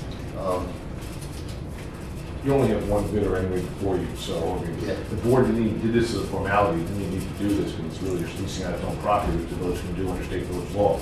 So, if you want to reserve decision for now on a final decision while the bathroom discussion continues, and then you're obviously going to want to talk to keep Mr. Kester Yes. informed on this. Okay, let me do the homework, give me a call, right in the week. So it's the end of the great. Thank you, Mayor. We'll take that into consideration. Do you think that you would be able to have the budget to have somebody to take care of that? Absolutely, absolutely. I mean, the problem is a village problem. I mean, we basically have a mini restaurant facility that does not meet the requirements of a restaurant facility. We also have a need down there for. Yeah. I mean, Lombardi's had for the last 2 years, right? And they, The little building is the history of it. It's a legacy building from a previous restaurant that was next door to it. It's a legacy, it's a leftover. so can we just skip this need for toilets and hot water on a legacy basis? Yeah. No. It's not up to us. No? It's up to the health department.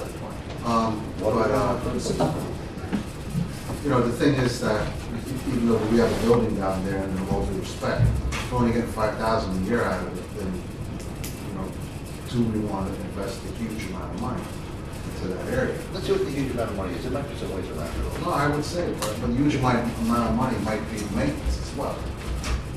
So, but I think that we should keep this open, Yep, absolutely. you know, with proposal, and you were the only one, and so.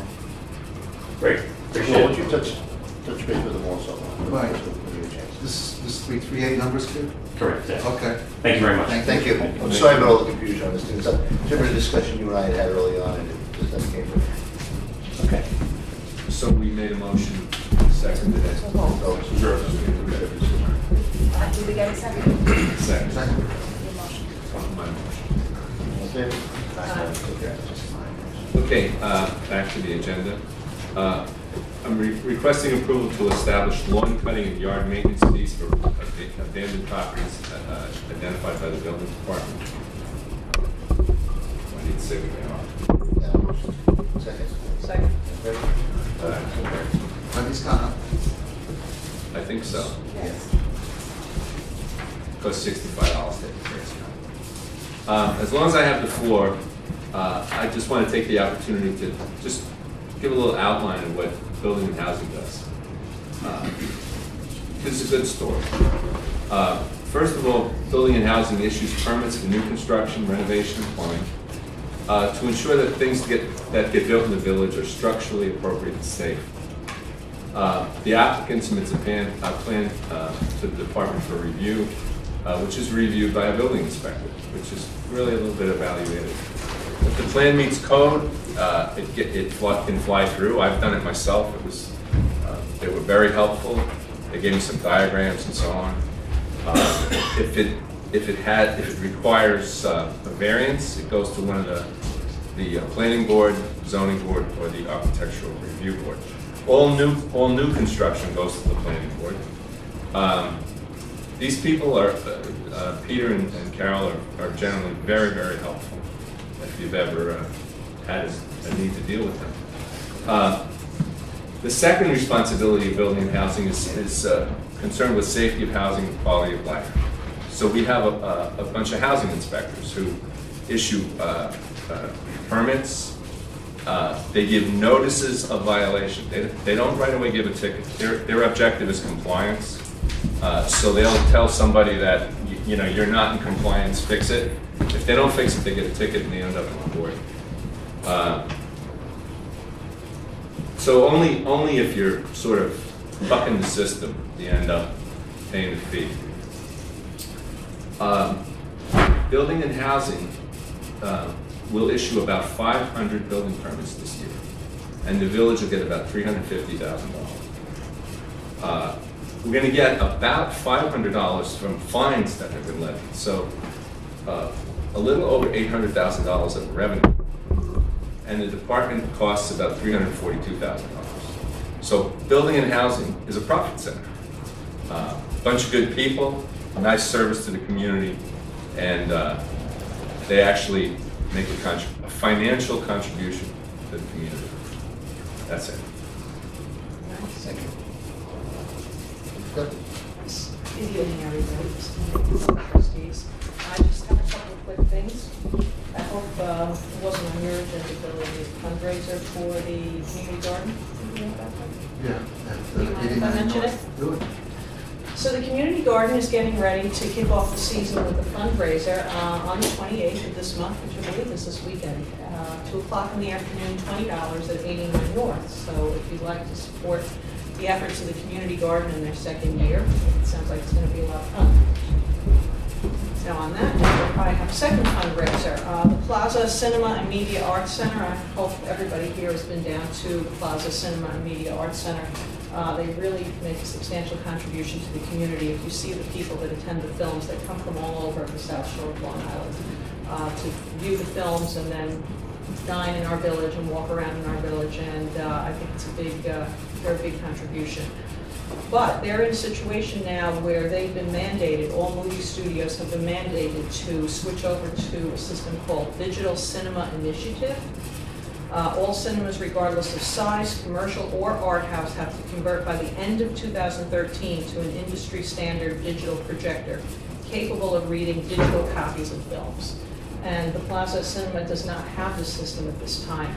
The cost to convert is $55,000. So, a capital campaign has been started, and the first phase will be a fundraiser on May 7th at the Brick House with Isabella Rossellini in attendance.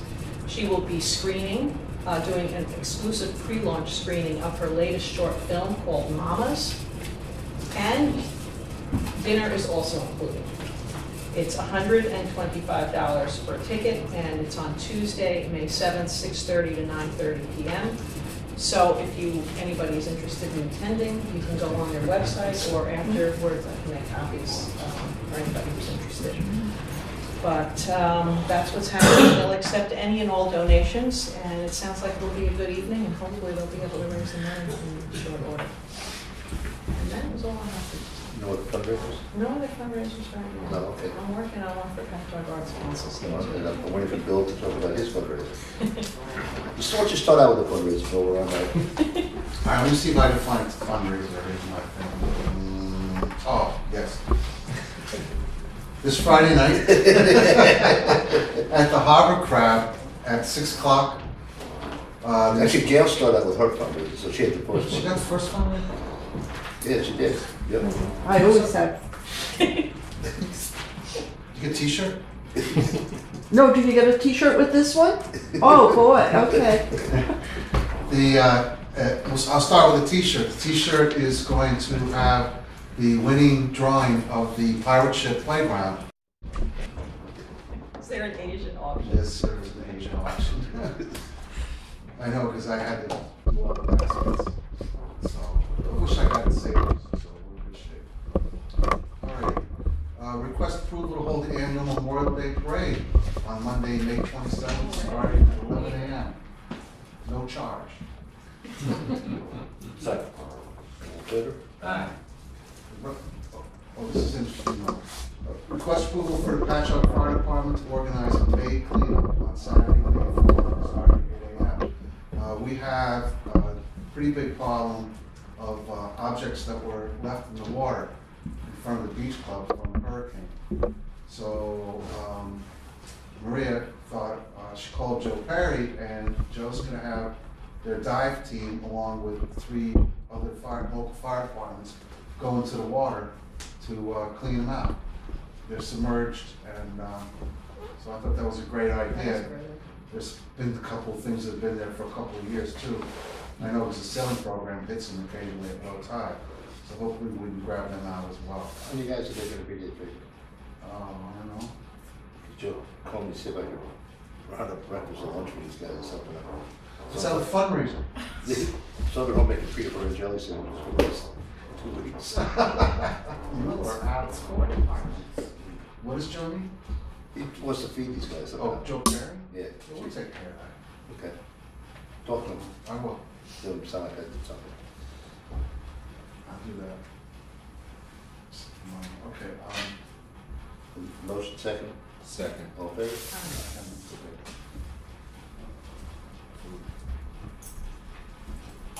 request approval to hold summer youth basketball leagues at Bay Elementary School every Tuesday and Wednesday from June 11th to August 7th.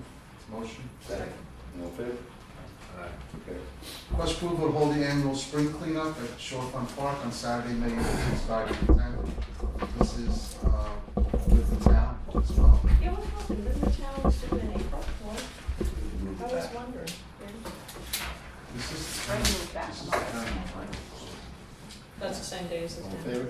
Yeah, no, second. Well, we're doing it together. Yeah. We're putting a team together for the town. Check, second. Right, and the town is just wearing t-shirts. No t-shirt. No. Let me see what else. No, that's it. Thank you. Public to be heard?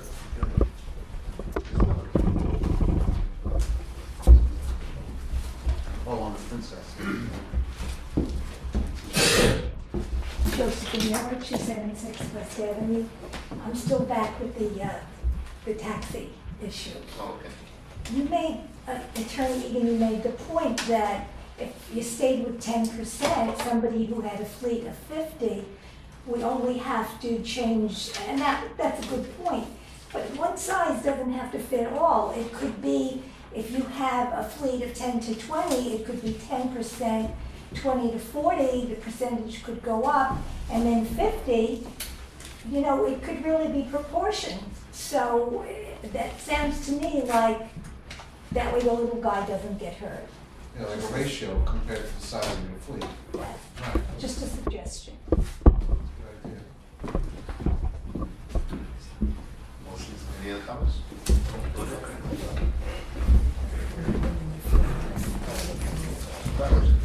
Howard, Tuesday afternoon.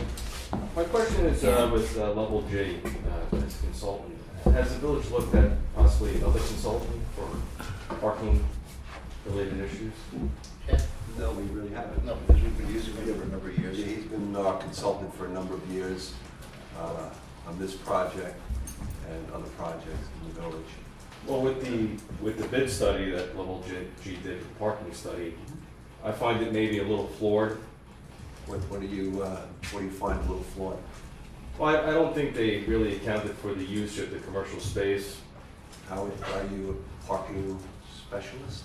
No, well, I mean, I don't think they, like, Can even you more. give us more detail on the flaws? Well, I think the parking study said there was adequate parking for Patchogue, and in the case in point, that there isn't adequate parking. And that was a study that was commissioned by Level G. Yeah, that So, was prior to the Emporium, I think, too. So Well, one would think that has that, changed the landscape a bit. well, prior to the Emporium, it was not occupied as a catering hall, which it always has been, which was a large usage. So wouldn't one think that they would have included the potential use of commercial property surrounding the village I think in a parking study? They did. Well, I think one of the issues that we're dealing with right now is the fact that there's probably 200 spaces that aren't available Yeah. because of construction. You put that 200 spaces back into the mix, that doesn't count the residential portion, the other 300 spaces that are subsurface. We go back and forth on parking, but those spaces, the other circumstances hadn't happened, they'd all be available right now too, because that project would have been done by the middle of last year, at this time of last year. The whole project's off by a year because of, you know, some lawsuits and other things that we had to deal with. So you're not gonna be able to say that until the project is done. So we won't know if there would be a parking issue really until the project's Well, I think finished. there's gonna be a parking issue, and I think there's a parking issue because the uses, and, you know, as you rightly said, but the other part about it is that, when he did that initial report, Hoshi was just still vacant retail space, dry retail space. You know, I made the comment in it, when parking was first developed in Patchogue back in the 60s, you had certain uses that were there. I mean, one of the prime uses when you think about it is that when Shands was Shands, which is where the brick house is, it was a dry goods store. 4 employees, 5 customers at any given time, probably needed 8 or 9 cars. When it became the brick house, it became as successful as it is. It went from 4 or 5 employees to 45 or 50 employees at any given time on a big weekend. And maybe 100, how many seats you had, 120 seats? 200. 200 seats. So there was a change of use of that building from when the parking plan was originally put in place in 1960. And there are many places around town. You take a look at where Roast and the bank is. It was Carl Bob's. There's many employees in the back. On a given Friday night, they'll have 30 or 40 people inside the store. So there's that whole flux that you have in those changes that you have going on. So I think that when Level G did theirs, they did it at a space and time, at a place and time, with what they knew was there. Well, that's the point. Wouldn't it have been a little bit smarter if they anticipated? I mean, we've been pushing for growth here in the village. Obviously, we've been moving towards more of a lot more restaurants and pubs. But actually, when you think about it, what they showed us within that Level G report were the various ways we could create more space. I think that one of them was in back of, in the Terry Street lot, getting rid of all your white flowers. And taking away many of the medians and creating space there. They gave us direction as to what we would need to do if we wanted to build tier parking, how many spaces it would create. And how much it would cost. And how much it would cost. The same thing if you would put tier parking in the various places around the village where they would meet that need. So So they didn't shy away from saying what we need to do. They said at the specific point in time that they were looking, it was adequate parking. But with growth, these are the places we can go. Take a look back at the report, you'll see all the recommendations they made. Well, it seemed to me with the report that was presented that there was adequate parking in the village if those recommendations were implemented. But I would tend to think that possibly we would need a lot more parking than the study has proposed. If I could chime in, there's about 2,000 spaces in the village. And some nights you get a perfect storm in the village where there's something at the theater, there's something at 89 North, there's something at the Elks Club, there's something going on at the Emporium. I don't think anybody can adequately prepare and have enough parking for all those things. We'd have to buy properties all over the village and knock them down and create parking space. Well, I think zoning more in general, when you build a commercial property, they try to anticipate the worst possible use for the amount of parking that would be necessary. Obviously, with the... I don't know if we could do the worst possible use. If we did the worst possible use, our entire downtown would be full of parking lots because we have a live at the 5. Well, in Brookhaven, if you're building on a commercial property, you have X amount of parking spaces that you would need to build. If you're familiar with that's the problem. That's You're why- familiar with the requirements of the D3 parking district. Yeah. That's the Right. requirements of our district. I mean, you're familiar with the parking, the D3 town parking district. That's no requirement. Precisely. Right. So if you kept that, you know, that's a tough road for this board to take, to say, okay, let's impose a requirement. You will devalue the commercial landlords to probably nothing, because you're gonna have to try to find parking spaces for a spot on Main Street, which traditionally has been built with not ever having a parking even Well, I a parking think- spot attached to it. Well, I And think- they're not gonna have any This is green what- space that they're not gonna be able to build out on. This I mean, is- I think, Greg, I think you made a good point about trying to make the comparison, say, how do you find the parking spots in downtown? And the Well, we had a few- difficulty historically that's been imposed on the village, before Blessing, now something we've got to grapple with, is the D3 parking district. Well, I think pretty much in the village, we were pretty set in how our the build out of the village was. Now we had an upzoning, which was the new village, which will increase, make a more of an issue of parking. So I think that when we had the upzoning, that was the opportune time to make sure we had adequate parking. And again, that's why I go back to the study from level G. I just feel.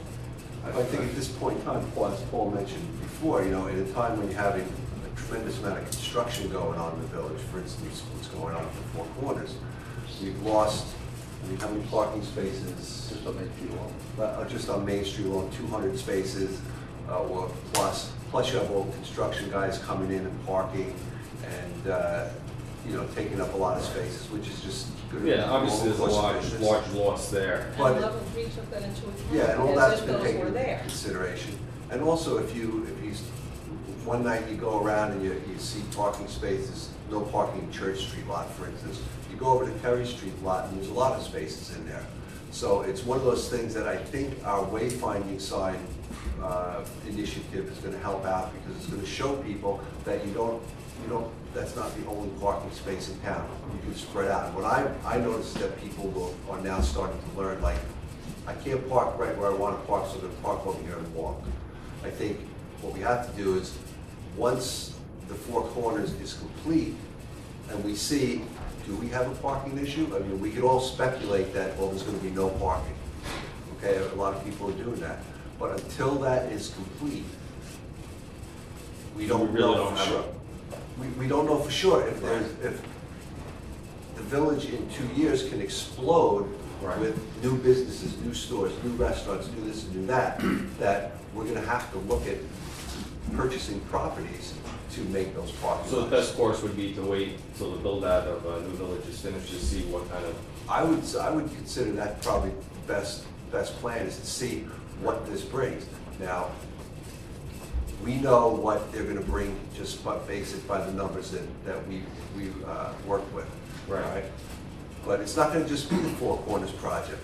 It's gonna be something on East Main Street that's gonna come, that's gonna need more parking. There's gonna be something maybe going into Jay's Who knows? That's gonna need more parking. It's gonna be something going into other spaces that's gonna need more parking. It's not just what's going on at the four corners. Jay, it's a scary proposition. It's 5,000 square feet with those 3 storefronts. They had, how many people working there at one time?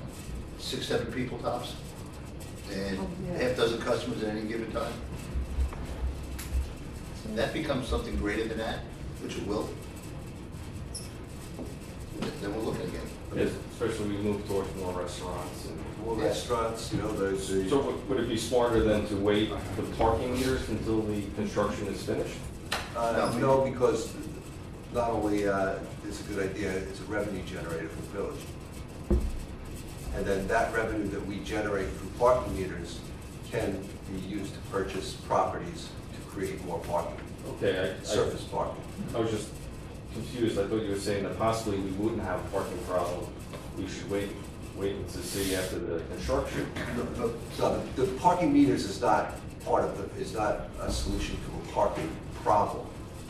The parking meters are a solution to generating some revenue for the village based on the fact that that lot is being. So what's the revenue going to be used for that you generate from the parking meters? To buy properties to create more surface parking. More surface parking, so then you anticipate a problem with parking. I haven't said that, Craig. You're saying you anticipate a problem. I'm just saying, as the village grows, we're going to need more parking.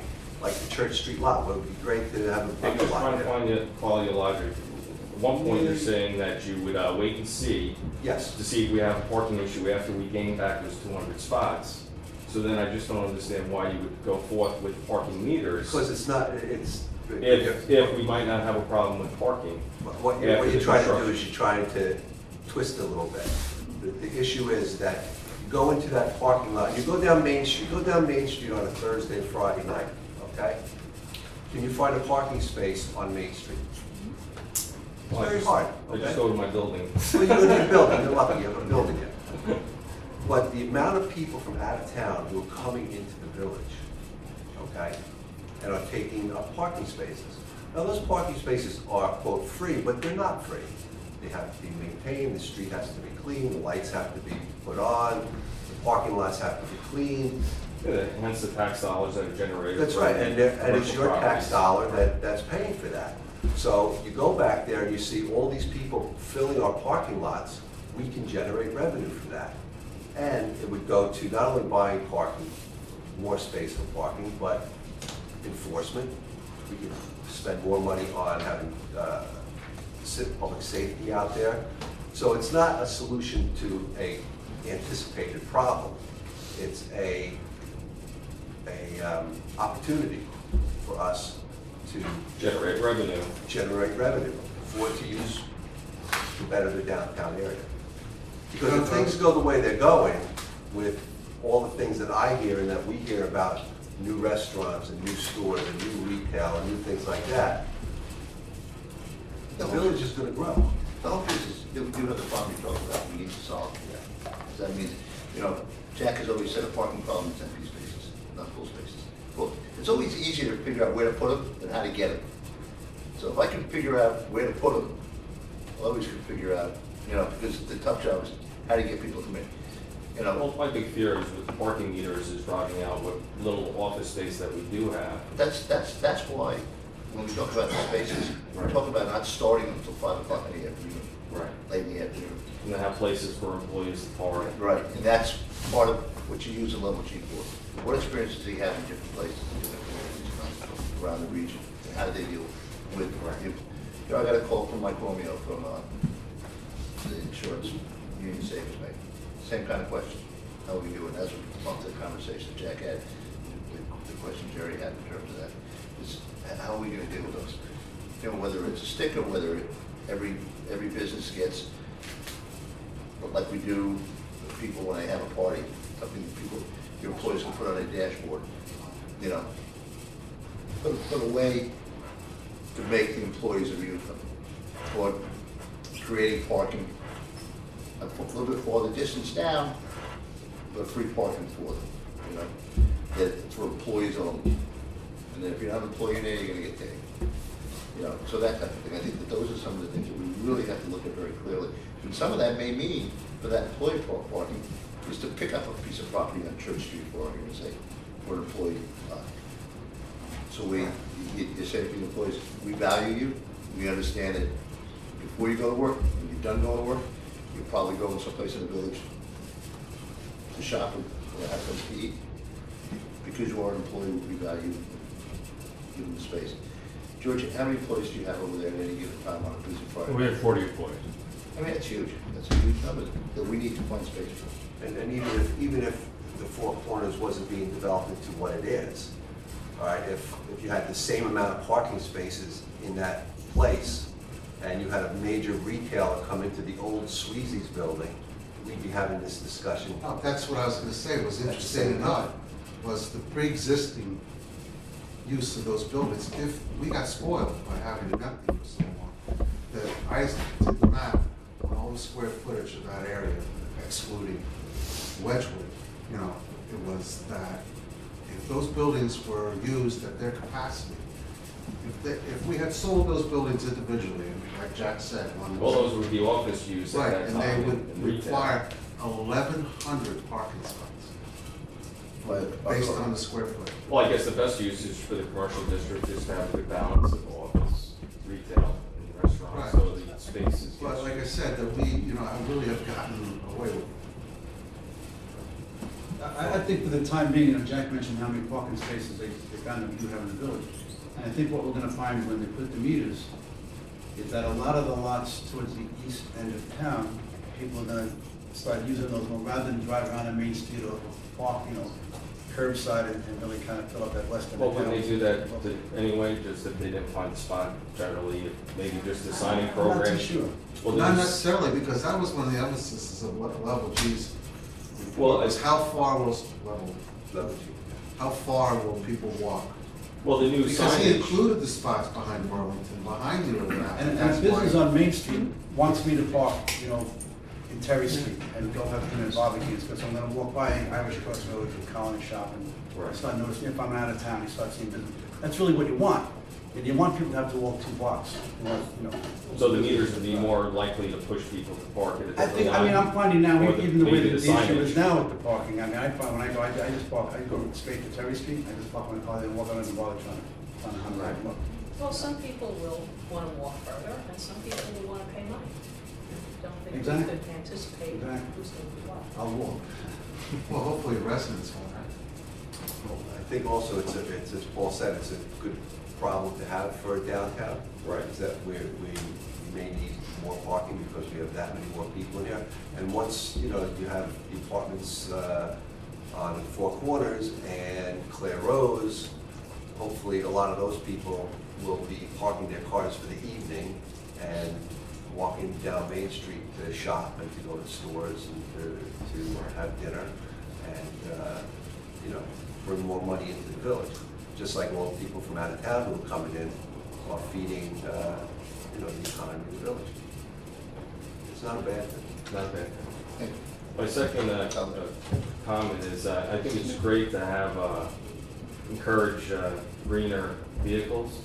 Has the village explored possibly getting a hybrid or maybe an electrical vehicle for? Well, we have to bid on it, they're terribly expensive. Probably what we're looking for here, that they're in the $32,000 to $35,000 range, we're looking at $22,000. Yeah, we looked at them, it's just the pricing of them, to be honest.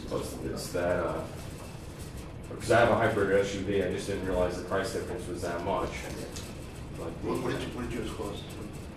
I'm not too sure. Yeah. Nice. Must be nice. But the requirement for the cab companies, could that possibly increase the fare that they would charge, or is it? I don't know. Yeah. Okay, thank you. Any other comments?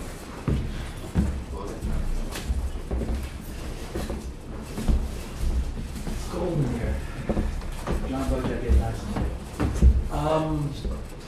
I want to follow up on the email that I sent to Attorney Egan regarding the effort that's been made by several residents to film meetings of the Board of Trustees. We would like to expand that effort to put these videos that have been appearing for a while now onto Channel 18 Cablevision. In reading the contract between the village and Cablevision itself, it appears that the village has to consent to us even thinking about asking the town of Brookhaven for approval further down the line. I'm not here to demand an answer, but I am here trying to figure out what the process is going to be for this request. So that's what I want to start with asking. Well, I think part of the process is the concern that you have that it's not professionally done. And I think that, speaking to Cablevision myself and Joey Gilroy, who is their government and community relations person, is they're required to be done professionally. And that it must be then taken, edited, and monitored by the municipality itself. And I understand what you're doing here, but we need to have the manpower, nor will I put something on the air that hasn't been certified as being complete. You know, there's been a couple of times that they've been on YouTube or the Patch that there were pieces missing. You know, and that there was some background noise to it. That it's not taped or recorded through the microphones, but recorded within the audience itself. You know, once you take and you put something like that through a government channel, no matter what's said, no matter what is there, that's the complete piece. Whether at some point in time somebody kicks the camera and it doesn't work properly, whether there's comments made by other people in the audience around the camera that are picked up, that's not a chance you take. It's not a chance you take because it becomes an official document as soon as it goes on. And just from where I sit, in the seat I sit, I'm not prepared to bring that forward. Why doesn't the village take it over then? If you're so concerned Because about the quality, why don't you take it over yourself? Do you want me to hire somebody to do this? Yes. But I'm not going to. But that's what the town of Brookhaven does. They have a staff, the town of Brookhaven. Of course they do. They're 350 square miles, 400,000 people. Well, I don't With think. Mr. Patchogue, with 2.2 square miles, 12,000 people are interested. I would not make a recommendation. I'm not going to do it. I would not make a recommendation to this board that we go out and spend the money needed. Because if you'd have to have somebody that would have the technique and the skills to do that job. You know And what? you and I will never agree on this. I guess not. So, okay? All right, so my next, well, I'm not finished on this subject. Well, you got 3 minutes. Oh, I've got 3 minutes. Yes, you do. But everybody else is. Absolutely. Thank you very much. Keep going. I'm listening. Time. Starting on. Don't come and watch now?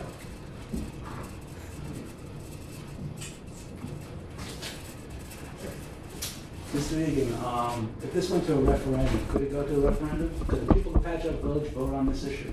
No. Why not? There are very few items that are prescribed that were referendums that can be put onto the ballot. It's not something that this is not subject. There's no provision for the state village law to have a referendum on every question that comes before the village. Okay. Was that my bell?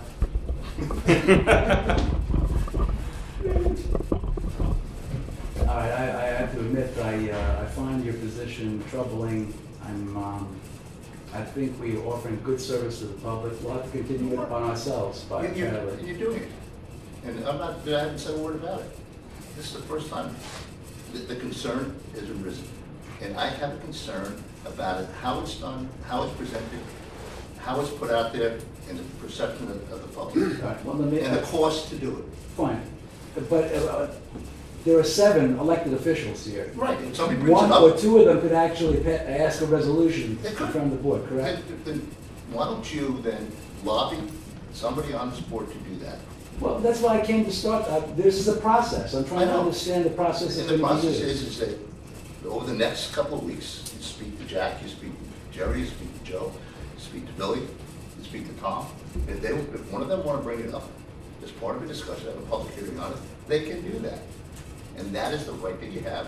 And it's done from on high in the Senate, low on village boards. Okay, That's the process, and you well know that process. fine. So on this subject, I'm finished. Am I finished with my 3 minutes up, Rob? All right, fine. But actually, another question I really had was, I did really a statement. I don't know what the sincerity is of this, of leveling any more plants or garden in the village for parking purposes are. This came up once before. I didn't know what you. When I just said it because I know Was that. that just a throwaway? Oh, yeah, it was a No, throwaway that's not because gonna I. happen. That's not gonna happen. It was, it actually, well, John, Joe it was in the level. It was in the plan. In the proposal, Was- there was one plan that eliminated almost all of the plantings in the library parking Yes, lot. I remember. I couldn't disclose it to my wife. But I could. I but, disclosed it to there are other alternatives. Yeah, and We it's have no never seriously intention. taken. If I Such an may, asset. I'm going to take this opportunity. John is one of the people who goes around the village policing plants, and we have tremendous vandalism in the village. You all see it, and I think we should get surveillance cameras. I'd like to I agree. make a proposal that we look into that. So what's it gonna be, John? You want us Second. Yeah, to that's get a- surveillance cameras or take the meetings? Take Well, meetings. Right. Take Wow. meetings all over. John, surveillance cameras would save us a lot of money. Perhaps it would. But the public has the right to know about this government, and most people can't show up. Why It's a can't great- they, John? It's a great yeah, opportunity to see yourselves. yeah, John. Mr. What? Jackson. Mr. Bojack. Is there ever pass in your mind that there are people sitting home pretty happy with what's going on in the Sure, community? absolutely. Do you ever think that maybe the reason that we don't get these hordes of people coming down is because things are going reasonably well? Well, perhaps so, but you're also making it more difficult for people to show up to. You keep pushing the hours back and back and back. Wait a second, at 7:30, you had the same people sitting here. No, you have more people. You have Oh, more please, please. Yeah, take a look around. How many different faces do you see here? Well, but yet, this also goes to you too. I mean, are you really encouraging citizen participation by pouring water on a very great idea? I'm Are not putting you? water on a great idea. Yes, you are. Please. Thank you. There we go. Thank you. Motion to adjourn? Motion. Second. All in favor? Aye. Okay.